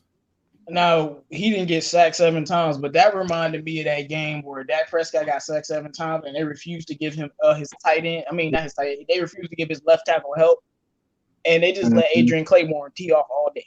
Yeah. And that's what we did. I was like, when are you going to give him some help? All I got to say, man, we better draft a tackle in the first round next year. Facts. That's I'll tell you this much. When it was 3-something minutes. I don't think y'all get it. Bob Quinn was watching this game and was going, let me see who out there on the waiver wire. Who's you go get Trent Brown, bro. Like, who's out there for trade? You're going to see some trades come down. Yeah, I go make that Trent Williams, bro. I don't care, bro. Yeah. Don't you got to re-sign Trent Williams? And he on the last year of his deal? I can't remember right now, y'all. I mean, I think he is. We're going to give a deal, though. Now, I agree with this right here, man. King Trackwit, I hope I said that right. He right. We still can't run the ball. That's rough. Yeah, we still haven't. All that talk that we've been talking about with the ball, we still ain't do it. Do you think that Ragnow being at center is why we couldn't run on the left anymore? Because we didn't run up the middle. And when we did, CJ Anderson got positive yards. But remember, Ragnow was one of the main reasons our run game improved. No, I think we couldn't run the ball because of the run plays that they were calling. They should have called more stretch plays. Yeah, they should have called more stretch plays to get the line moving and to give the running back opportunity to change his pace and space. It seemed like every time Kerryon's about to hit that hole, somebody reached out and grabbed him. Exactly. There was little to no push from the offensive line against the Arizona Cardinals, and that was very sad to me. And on defense, I thought the Cardinals, for the most part, established the line of scrimmage, and that was very disappointing too. So I feel, but you know what was still positive about the runs is the fact that they still did it, because it's like it was just like so happy to see tight ends being just put right saying like fight no, and then Nomis. Yes. I ain't even gonna lie to you, man. We ain't heard nothing you said. You sounded more robotic than Dr. Robotic himself. I don't know what was going on. Every other word. I can hear you now. No, I'm saying, but it's still though the record. Listen, really quick. Let me say this really quick. No. Let me say this really quick. Please make sure you go and look at my description, man. Every person in the DSA, that's the Detroit Sports Alliance, is linked in my description right now. Make sure you go in there and subscribe to them. Also, make sure you hang around because next time I will be opening the phone lines up. But today was one of them days where I just knew I was going to be rude to somebody because I was so upset, and it really wasn't your fault. It was just my anger, and I didn't want to do that to you. I'm not that kind of guy. But I can tell you this much, man. You know, it's crazy. Now, Motorola says, Luke, it's hard to believe y'all, man. Everything y'all told us was a flop. Really? We told you that. No. We said if we lose the game to the Cardinals, the season was over and we got a tie. Don't forget that. We kept telling y'all if we didn't win this game, Patricia needs to be fired and the season wasn't going to go well. And on top of that, we told you that the tight ends were going to be utilized a lot. They were. Yeah. He got off. We told you that they were going to run the ball. They ran it 30 sometimes. And they did. They wasn't the most effective, but we said they was going to run it, running the ball, sets up everything else. That happened. And we told you that the defense would be good. The problem was what we always said, the two things was coaching and the offensive line. And the two things that killed us today was coaching and the offensive line. So even if you choose not to believe what we say, I respect that. But just make sure you at least acknowledge that what we said happened, minus the other stuff that, you know, like, because we said Kyler Murray would look like a rookie. He did. Yep. And even though people say that it was a tie, we didn't lose. It was tie. In my opinion, we lost. Agree. Yep, I agree. Yep. Yeah, and you know why? Because every other team in the division is going to beat the Cardinals, and that's why this is a loss. Because that's a game that we can't give up to the other teams in the division. Yeah, so now you got to start winning games now because once you get that tie, if we don't beat the Chargers, we might go 6-10. Like it's gonna get real bad. We not the Charger becomes a game that we have to win to save our season. Right. Then you got the Chargers and Chiefs next. You got to win that game, man. And here's the thing, you stunk it up on the road today. You can't come home and stink it up. I mean, I'm gonna tell you the truth right now. The NFL fans, I gotta take my hat off to them. It used to just be a one or two team thing. They booing everybody. Bears got booed, Packers getting booed, the Cardinals getting booed. I ain't know I've seen this though. Eagles got booed. I went to so many games and heard boo. I ain't know how Cleveland Browns got booed. Everybody got booed, and I'm telling you, everybody got high expectations. That's why my brain got boo. Casper is jealous with all the boo. I don't mean to sound like a broken record, but yeah. TJ Hawkinson had the greatest game in the history of the NFL for a tight end. For a tight Do end. y'all not understand the gravity? Oh my God. Yeah. Yeah. Do y'all not still understand the gravity of losing a game like that? Yeah. When your number one overall pick that's supposed to be some generational talent shows you, yeah, I'm that guy. You don't lose a game like that to a menial team. He literally got half of Ebron's yardage in his whole season. Yeah. That's crazy. In one game, bro. Now, oh my God. Dark brown twin. Oh my God. Listen. I said the same thing about the Bears after they played the Packers. Where was Khalil Mack? Where was Trey Flowers? Where was he? Not only did you not hear his name get called, where was he? Where was he? Because they was running to his side. Where was he? I was very upset at the fact that the holes that they was giving David Johnson, we wasn't giving Carry to those holes. Yeah.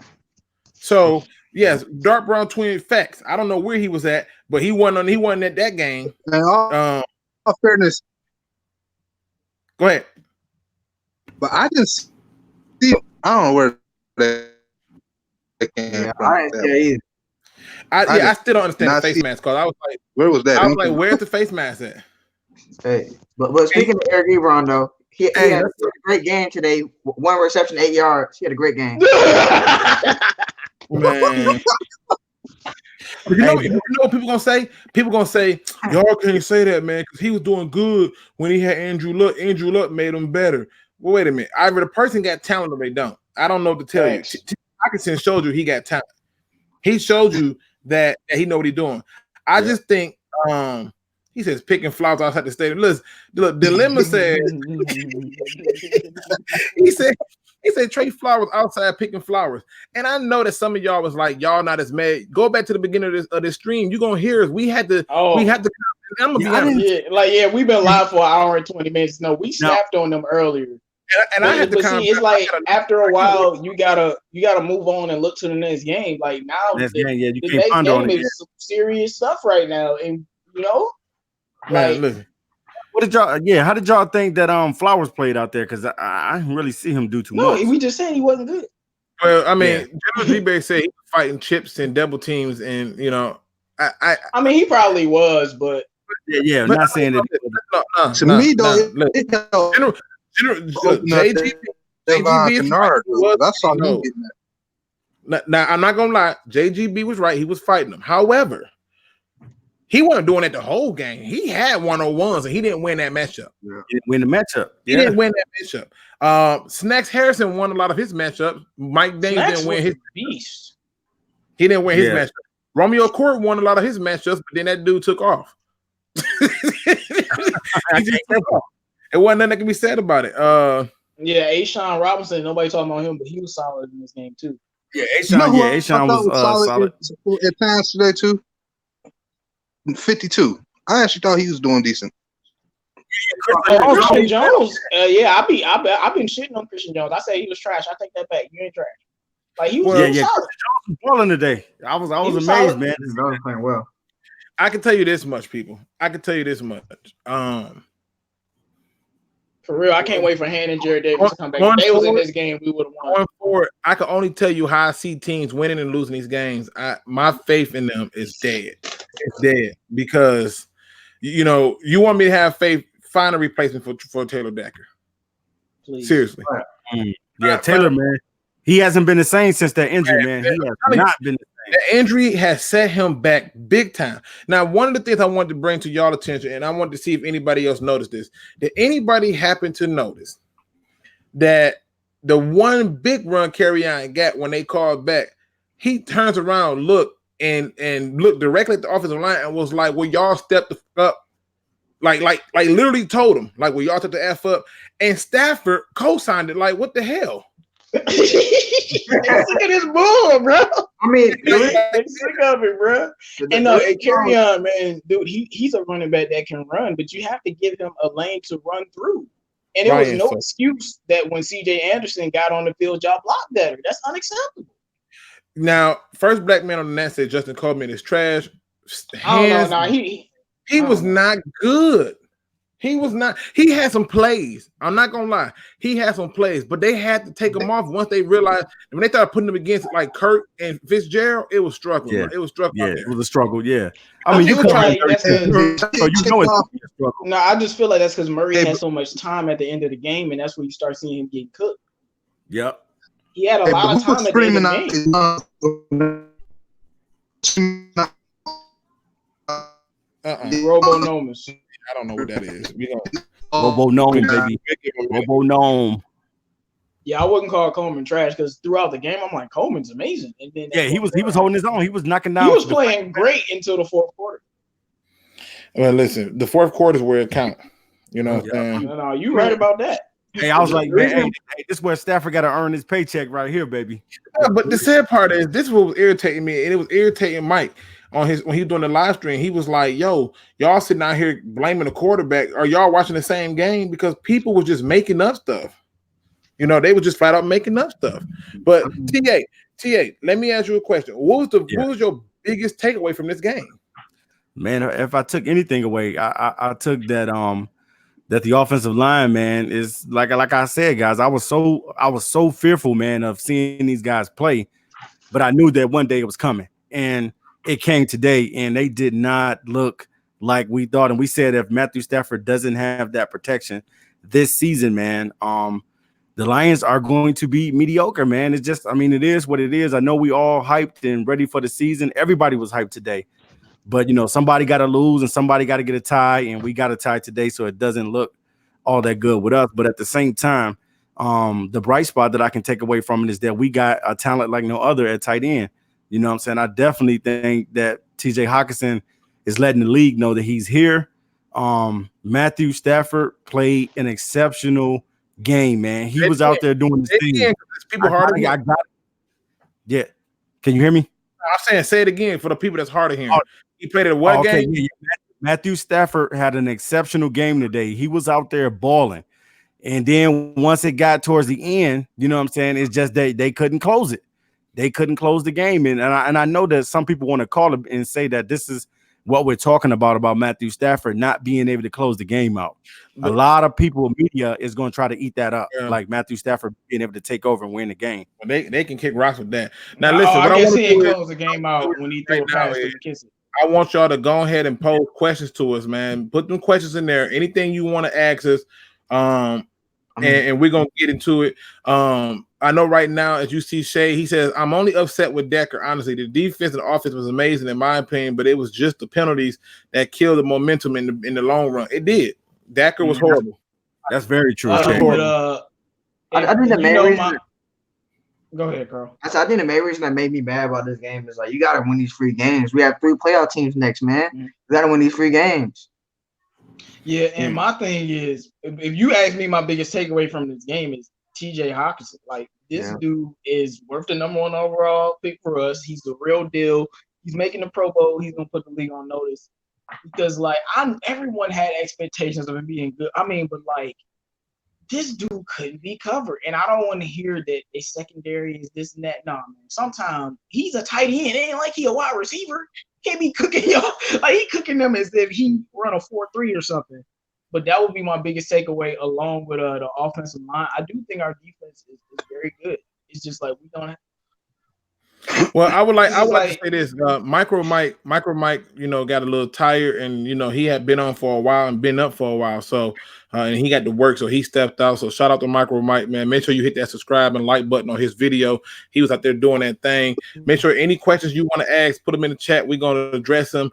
Anything you want to ask us, if you want to clown Luke G, please put it in there. This is an open smorgasbord, in my opinion, and I'm cool with it. Everybody want to talk about he almost threw an interception, but they won't tell me when he almost threw it. But yeah, he almost threw an interception, but Galladay dropped a wide open pass and a touchdown pass. I want to hear the defender had made a good play, whatever. Man, that air raid offense is some ass, man. The Lions made it look like it was the greatest offense ever. Yeah, also he threw a touchdown to J.D. McKissick, and Matt Patricia called a timeout.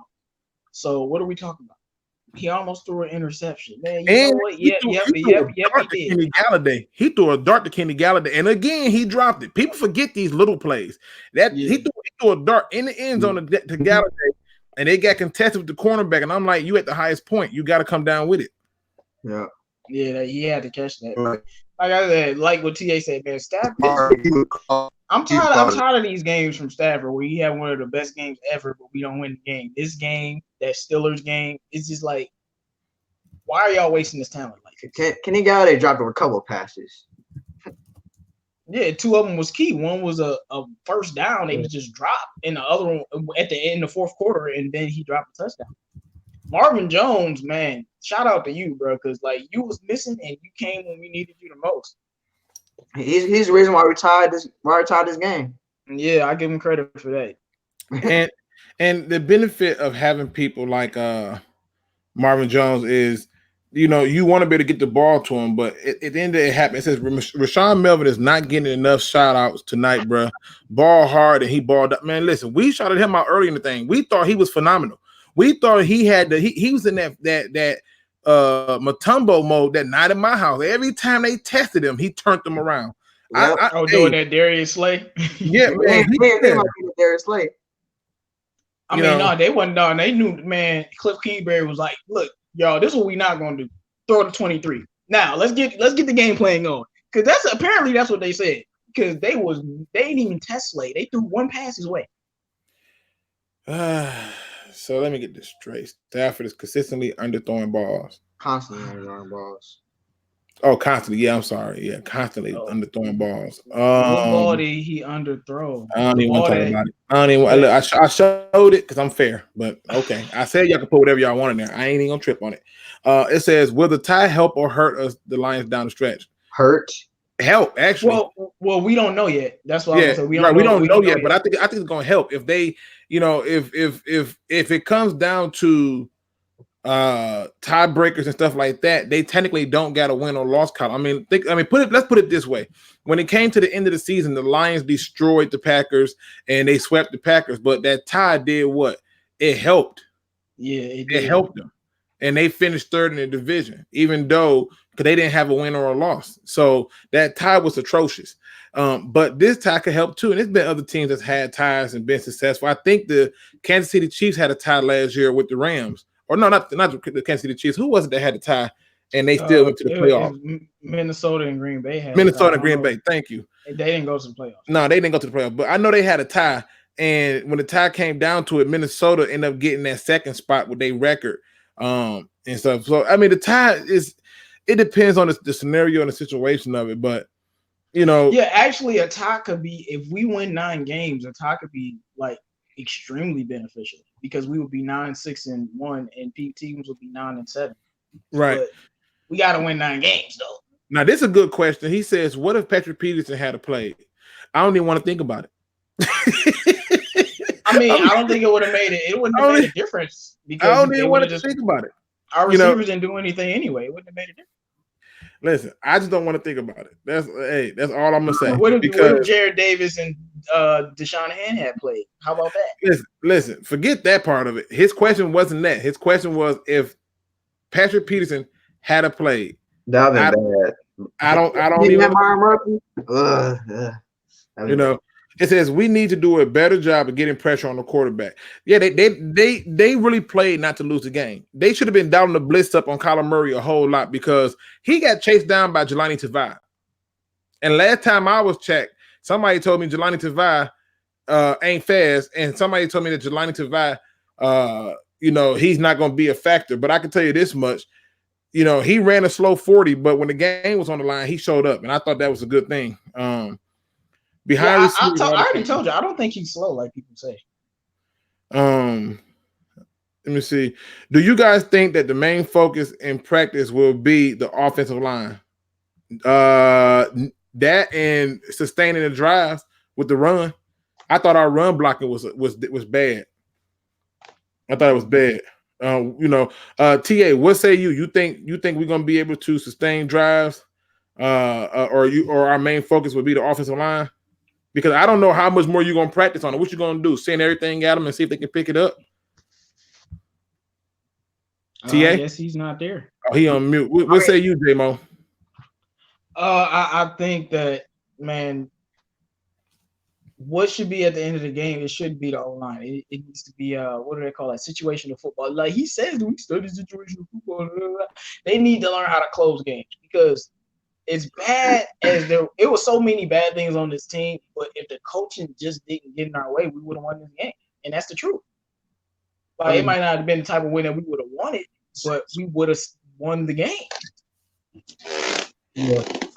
Here's my opinion. Even though, even in the first half, I felt like I didn't feel comfortable still. I felt a little comfortable. I didn't feel comfortable still because I felt like the offensive line was still wasn't gonna need push. I felt like we had I was happy and not happy at the same time because I love the play calling, but we just couldn't we couldn't get any push. It was just Jacob Olsen says it's an offensive league. Stafford has to actually score points and hit wide open receivers and not drop the ball on the first play. He dropped the ball on the first play. What are you talking about? See, this is what I be talking about. Had an AR pass first play. He got sacked and the ball came out and it was a blind side sack.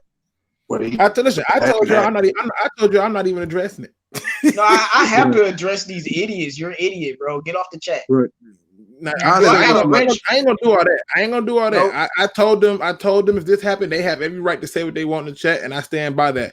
That's why I'm putting it up there. So, but to me, the biggest issue is what you see right here on the screen. The coaching was garbage. It really was. You don't coach a game to not lose. You coach it to win. That's what you do. Washington Jiggy says special teams was the biggest mistake. Do y'all agree with that? Hey, I pointed that out immediately. I thought the blocking for Agnew was terrible. I thought the only part of special teams that was good was the punter until what happened. They let him down and let the kick get tipped. Well, I'm like, y'all Prater is Prater. He's the GOAT. Look, I got tired of seeing number 16 from the Cardinals making plays. Him just running down the field making a play. I got tired of that. The general said, "Nah, Luke, you cannot stand by stupid." Hey, I'm giving people a chance to vent. They ridiculousness, man. That's what I'm trying to do. I'm just trying to give them a chance. Western Jiggy said, if Peterson had played, the Lions would have been shut down. Our two starting receivers didn't do anything. We beat them we scored with the tight end and the slot receiver, so it wouldn't have mattered. Yeah. This one from Scott. He says, "Laugh out loud, Luke. Who does the run blocking? The O line. Yeah, the O line. They supposed to do run blocking. They weren't. Can y'all hear me? Yeah, we can hear you. They supposed to do run blocking. Patricia. Yeah, it's breaking up again. And that's what I was about to hit on. Oh man, yeah, it's breaking up again, man. I don't know. Hey, no, sorry, bro. We got to let you go. You got to get that squared away, man. Oh my goodness. Oh my goodness. I watched the Patriots game. Mars Atlanta says, why Matt Patricia don't trust Stafford? This would be a problem if the coach don't trust the quarterback. That was what I was trying to figure out. I didn't understand why he did not trust the thing. Like, and then there was a whole bunch of people like, oh, why can't he clap? And they like, the rule says you can clap when it's absolutely at the tail end of it. You can't do those fake audibles before then because that's trying to make them jump off side. So that's what you see right there. It's a job. Holiday should have. Wait, but can I ask a follow up? Do you think it was Matt? I know Matt Patricia made the final goal, but do you think it's Daryl Bevel that didn't trust him and not Matt Patricia? No, I think what it was it was the head. I think it was the head coach. I mean, because it's his fault for making the final call, but he only made the call because Daryl Bevel requested it. Well, I get that part of it, but my part of it is this: you got to understand the situation. Even if you get the penalty, right? Like even if you get the penalty, it's 3rd and 10, right? And let's say you get the penalty with that 3rd and 10 point, you still have to be able to look at it from the standpoint and say, do I have a play to dial up for it? So you have to trust that the quarterback know to call a timeout. He ain't no rookie out there. He knows to call a timeout or not.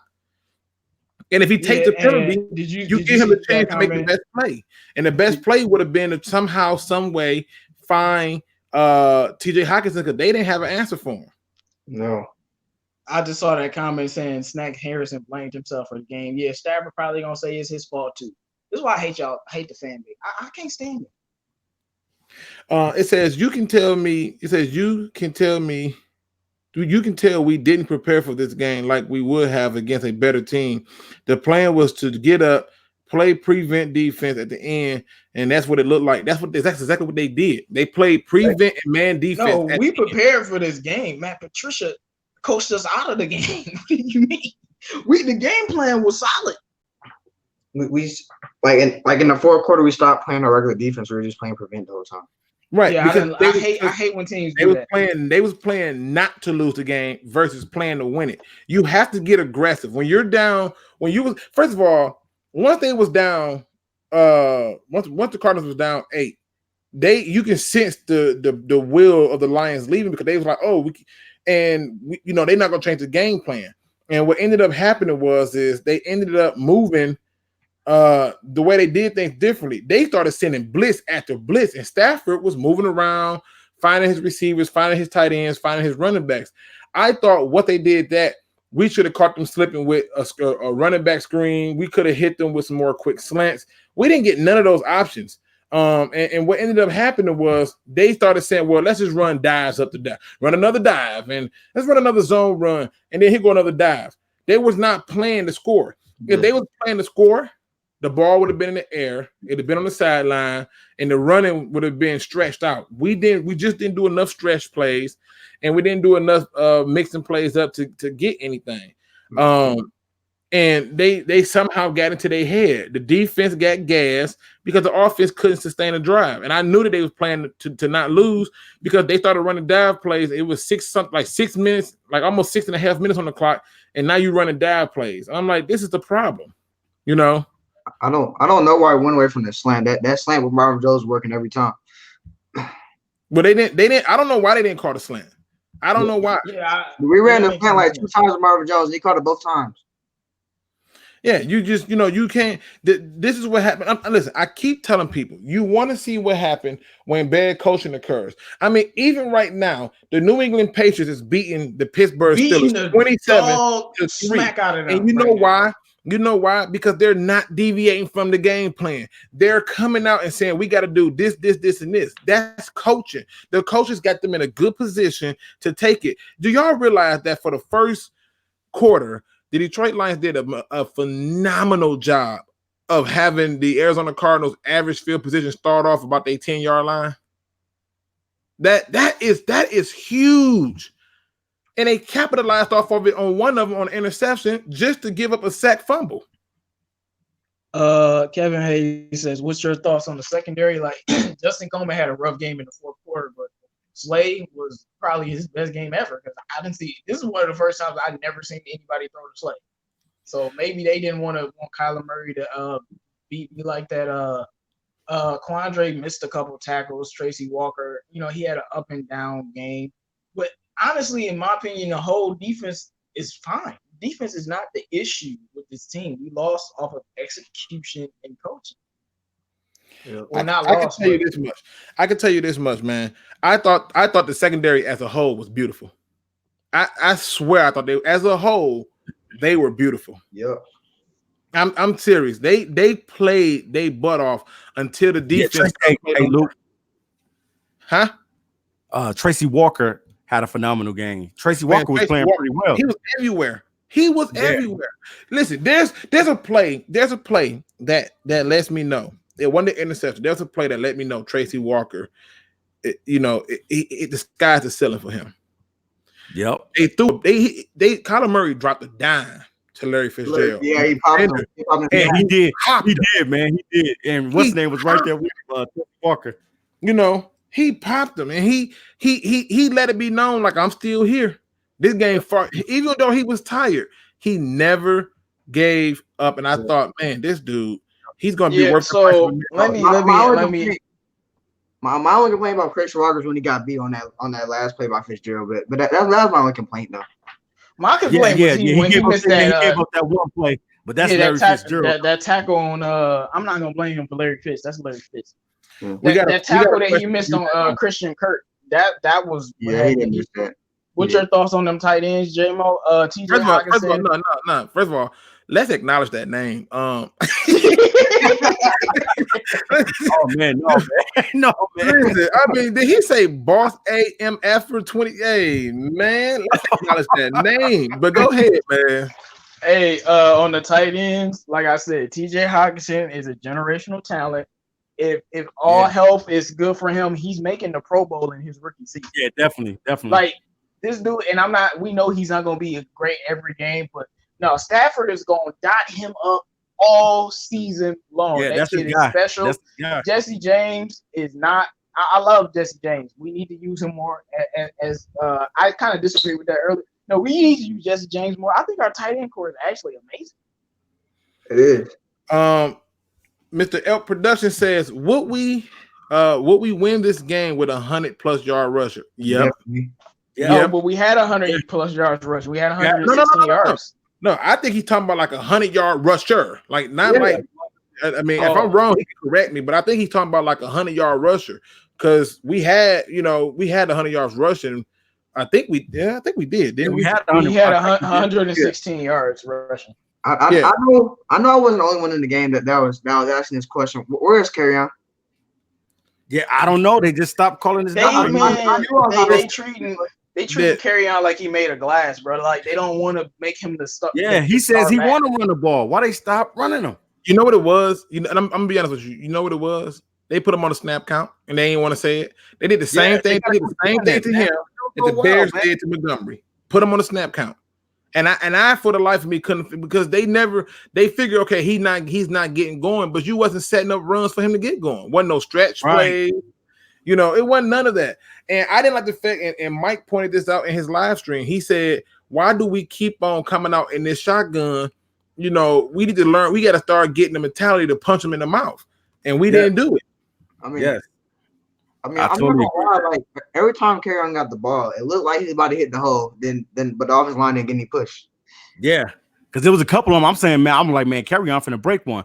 I can tell how he kept running the ball. I mean, but you saw at the end of the game he showed up, and to me, that's what matters in the long run, even if we didn't win. Hey, I can tell you this much. I think Agnew is still safe. But I keep trying to explain to you that Bob Quinn says his job is to improve this team by any means necessary. So unless you got a really stupid contract, you're not safe. So don't be surprised if they decide to make that move. But I think they're going to give him another shot. So, you know. Well, you have to give him another shot. You have to. Man, he messed up this game. He had a bad game. Yeah, he had a horrible game. But his game wasn't like Taylor Decker. Like, Taylor Decker had the worst game I've ever seen him play. And we saw Stafford get sacked 10 times in Minnesota. All I know is I'm gonna give y'all all the key points that let you know that the Lions coaches didn't understand the situation. They attempted to run the clock out with 6.5 minutes on there, up 8 instead of going aggressive and trying to score. They turned around in overtime when, you know, basically should understand that, you know, all you have to take a knee and that's the game. They didn't want to do that. Well, what you do? You have them spike the ball. Just let the clock run out. It's over with. You didn't have a play dialed up to get anything done, and you could have put yourself at risk of messing up your chances to win the game. So it is what it is. And two, we got veterans who didn't understand this game situation because Danny Amendola apparently thought that he was Deshaun Jackson and stayed in bounds. That one play was huge. Yeah, you got to get out of bounds, man. And he know that. He a veteran. He played with the Patriots, man. Listen, if that would have happened on the Patriots, I promise you he would have been benched. You know. Oh, you talking about like bench for the next game? Yeah. No, he would have been benched right then and there. They'd have told him, bro, you got 28 seconds on the clock, and you cutting in like you cut back in like you finna do something. You gonna cut back in, you get out of there. Only on the line. When Stafford gets the blame. Wait a minute. Stafford went off on him like, get out of bounds. What are you doing? He went off. Just like he went off on Eric Ebron that one time. Bro, listen. Like, listen, Stafford getting sick of this. I'm telling y'all right now, he getting sick of this. He is, bro. He like, my wife out here going what she going through, and I gotta deal with y'all punk ass niggas too. Like, no, I'm sick of this. Like, he's sick of it. Trade my man. Set him free. Yeah, he now Brian probably be time. It might be time to move on, man. It might be. Now, Brian Farrell says coaching was part of it, but I primarily blame the offensive line. If the line had stopped creating penalties, we would have. Man, listen, how many times were we in scoring position and didn't get it done? We just didn't get it done. Yeah, so many times we had opportunities. I mean, even when we got that stop and he punted it, I was like, we're finna go down and score again, and then he fumbled. That was another one. The offensive line was horrible. I ain't mad at him. PC Payload says, don't care what anyone say. We played a pretty solid game, but this outcome is proof that one bad decision can completely change an outcome. Yep, that's the way it is. It says DB is a 0-5 as far as I'm concerned. I mean, that's one bad decision. What does he mean by DB? Oh, Darrell Bevel? I guess that's what he means. Darrell Bevel. Yeah. Well, yeah, like the worst, like I said earlier, the worst part about this game, we look so good. I think we can beat the Chargers, but I don't want to give them that credit because they don't deserve it. And that's just facts. They don't deserve we think we gonna win. Nah, show me. Like, not after that. Yeah, I mean, and on top of that, they didn't understand that you need to make a decision that was going to, that was going to be the best for the team. They just did not understand what was happening, and it bothered me. It really bothered me to see that And I'm telling you, really quick, because I got to do this. Give me a minute. I got to do this because I'm excited to report this. People, for those people who are in my Pick'em League, I'm going to start off with UTA. Yeah. Because you started out hot, you picked Green Bay. You ain't looking too good. Yeah, I know I ain't looking too good either. It's a lot that I lost. I know. TA, you got eight games right so far. So FYI, you got 8 games right so far. Let me see. Let me go find Carl. Carl, where you at, Carl? Hey, that game Buffalo. Hey, that game Buffalo and the Jets, man. Yeah, Buffalo Jets screwed us, game, bro. Man. Jets was supposed to win. They let them come back too. That was crazy. Hey, Dose of Dion. I'm sorry. Yeah, Dose of Dion, who actually missed the first game. He's tied with you with 8. Okay. On top of that, you have let me see. JT Sports got 9. But number 1 right now, as it stands, number 1 is Broken Lion 69. Broken Lion 69 is number 1 with 11 games correct. Tied for number 2 are 1, 2, 3, 4. Here's the following players tied for number 2. Luke G's field review. Thank you. Keedrick, Efficiently Ellery, 12th Man Pride. All right. Those are all tied for second right now as it stands. CA3 Sports. Let me see where you at. I'm at 8. You got 8. You got 8. J-Mo. No, I had a rough day today, man. It was some upset. J-Mo, you got 7. So freaking the Jets screwed me, bro. So did the Browns. That is just you will be big time. Hey, I'm gonna tell you the game. That I laughed at, and people was like, "Man, you got to be kidding me." I told everybody yesterday in Tennessee that they was gonna have a hard time stopping that run and playing defense with them, and that was not the case, and that did not occur. So, I mean, Mayfield had 3 picks, and they had 20 penalties. You say who? Mayfield. Yeah, I mean, no, like I said, you was right about the outcome. I'm gonna get at you. I was completely wrong. But the game, they had 20 penalties and Mayfield threw 3 picks, so that's why they lost. Like, let me let y'all know something really quick. I gotta say this really quick because we getting ready to shut this down. We getting ready to shut this down in minutes. Let me tell you what just happened to me right now. My cousin, literally while I'm on the air, just walked her ass in here and farted. And I thought it was cool until she walked away. And it stink like a mother. I'm telling you. It is the most, like, I'm telling you something. Ain't nothing worse than a woman pooping. It's terrible. Bro, you ain't speaking nothing but facts right there. I'm just putting it out there. But listen, in terms of the Pick'em League right now, I can tell you this. 1, 2, 3, 4, 5 people picked Pittsburgh. Looking like y'all gonna be wrong today. Oh, there was no way I was picking against New England in the first game. and they at home. And they at home. If you want to go and see the results, all you simply do is go and log back into the Pick'em League. And once you get on the Pick'em League, how do you log back into the Pick'em League? So when you want to log back into the Pick'em League, you can go to Google and you can just type in Yahoo Pick'ems. And if you already signed in, you just signed in. Period. Okay.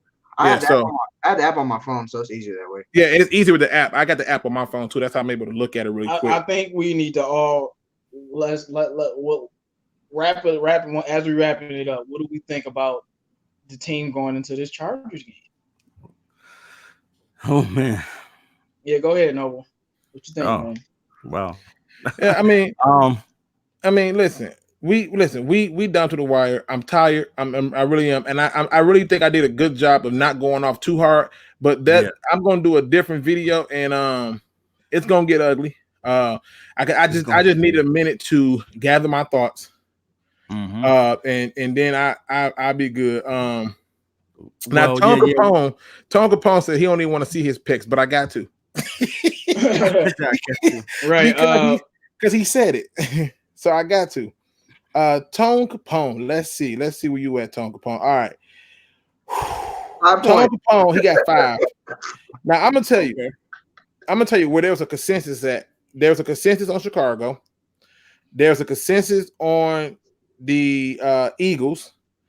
There was a consensus on Seattle, Dallas, Detroit.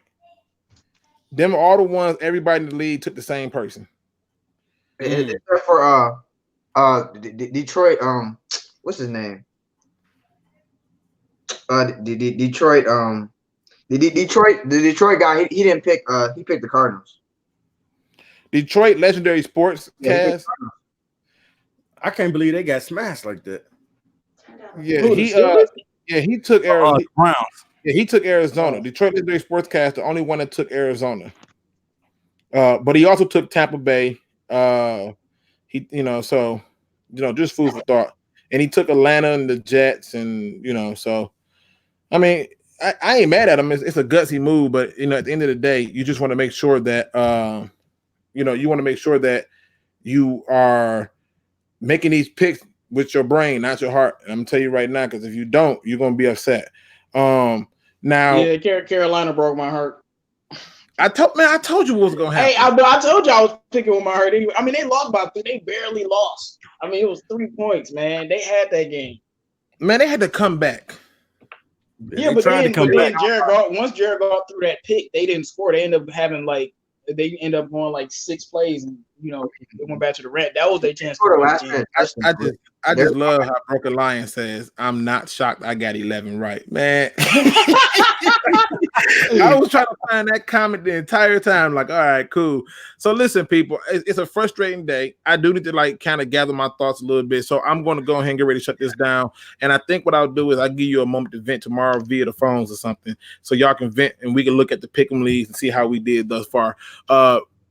Carl, what you got for the final words? This day was a disappointment. I felt like Drake today when I was watching the game, man. I went from 0 to 100 real quick. Yeah. But it was just a bad game, man. But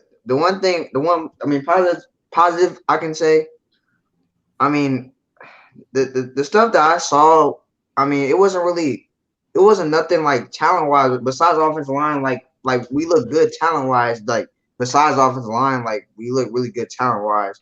And I love the play calling on offense. But I mean, I think we can. I'll give them one more chance. If they look bad the Chargers game, you can call it a season. Okay, all right. What say you, J-Mo? Lions give you one more chance. No, what you talking about, man? With the Lions, man, this game is so. Look, honestly, this is one of the most painful games I've ever seen, because the offense and Stafford were so good, and we didn't win this game. It just really hurts that TJ Hockenson basically just wasted his debut. And, from my perspective, it's hard. I really want to believe in this team, because, I mean, they really, besides those mental errors, they look really good besides what happened in that first quarter. And one thing about the offense is I do think we've been a little bit hard on them. Not the offensive line, they're trash. But the offense is, I mean, this is a new offense. We still got to get in sync, and we still have plays to run. We got to know what to do at certain points in the game, and we still look this good. I know they didn't have the best secondary, but I am impressed with some of the play calls. Some of them were very questionable, but on defense was great. I have a lot of faith in the defense. We just can't choke like tomorrow. I mean, today. I can't even say today. See, that's all. Okay. And last thing I'll say is, I really think we can beat the Chargers, but I can't give it to them. But I really can't. I think we can, but I'm like, nope. I need you to show me before I can give you any credit. And my football acumen says we can beat the Chargers, but knowing us, Chargers beat us 40-17. So it's just really, really tough, because of a draw, I don't know what type of mindset to go in this game for. Matt Patricia, if he was fired today, I'll be very, very happy with that. He can go. I don't need him. He can go. I don't need him. I don't want him. Stafford needs to be traded. He set him free. But that's all, man. Then some says, if we were to replace Matt Patricia, who would be the best choice? Somebody who actually have a drive to want to get something done. and it would be somebody that I think, given the right price, he would show up. And in all honesty, y'all ain't gonna like it, but I think we need to go and talk to Bill Parcells, man. I need somebody. I need somebody to come in here. I need somebody to come in here who know how to do a rebuild project and get it done quickly. I can't. Oh, dude, how many rings he got? Why would I be upset? Listen, I'm just saying. Look what he did for the Dallas Cowboys. Holy smokes, he put them back on track. He put the Jets on track. Every team he went to, he put them back on track. But the truth is we need to get somebody who understands that you need to keep your foot on the gas when you're running people over, and that's the truth. You got to keep pushing. Yeah, you're right. Matt Patricia, we gave you one chance, man, and you blew it. Yeah, Rocco, you ain't never lied.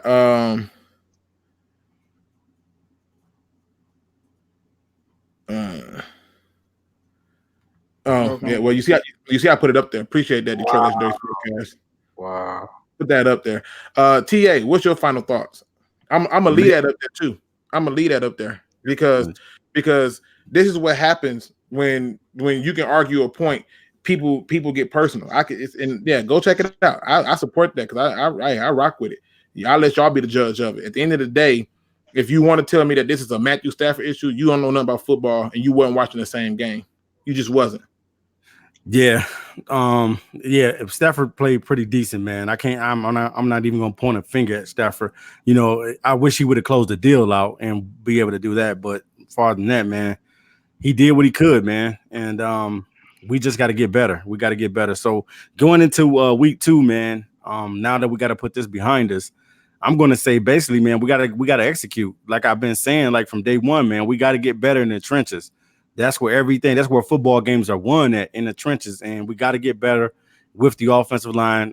Taylor Decker is going to have to definitely watch film of himself, how he gave up all those flags and all those penalties. You know, he's definitely going to have to watch himself and see what he was doing to blow up that offensive line. But other than that, man, I just think that they need to make sure that they're going to do what they need to do as far as running the ball. I know Stafford threw for 45 times, but we got to stick to running the ball, man. We got to stick to doing it.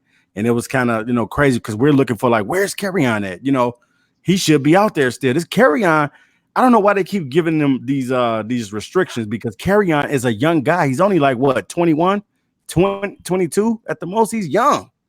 Let that guy carry the ball, man. Let him carry the ball at least 20, 22 times, 23 times in a game and see what he can do. You giving a guy 16 carries, you just never know when it's going to be that run that he's going to break that run. And that's how I felt about Kerryon this game. I said, man, Kerryon is going to get one run. He going to break it, because it kept looking like that's what he was going to do. But they ended up catching him, and defense ended up collapsing on him. So hopefully, man, we go out and win against the Chargers, man. And if we don't, man, we're going to have some heated fans in Detroit, and people are going to be already wanting to switch musical cheers already with Matt Patricia, wanting him on the hot seat. So we got to go out and win, man. Yeah, I mean, and again, people just understand when I say Bill Parcells, that was a joke. If y'all didn't catch the sarcasm, like in other words, meaning that I would take anything over what Matt Patricia is doing, because I've seen this show. I hope he gets better. I mean, I'm praying that he do. My spirit said that he need to be better, and I'm praying that he do. They dropped the egg. It was disgusting. It was ugly, and I don't like it. We didn't win by double digits, and for that, I'm not gonna act like it's I'm not gonna act like like I'm happy about it. I think what I saw was absolutely trash and atrocious. And I think at the end of the day, if you're going to tell me that this is what y'all going to do, you're going to blow 18-point leads and stuff like that, then don't expect for me to defend you. Don't expect for me to tell you that you a joke. Don't expect for me to try to clean it up to make you feel better about it. I'm not going to do that. I'm going to tell you all the truth. And the truth is they stunk. And where they stunk at was at the coaching position. We got veterans not running out of bounds, and it was an atrocity all the way around. The offensive line need prayer.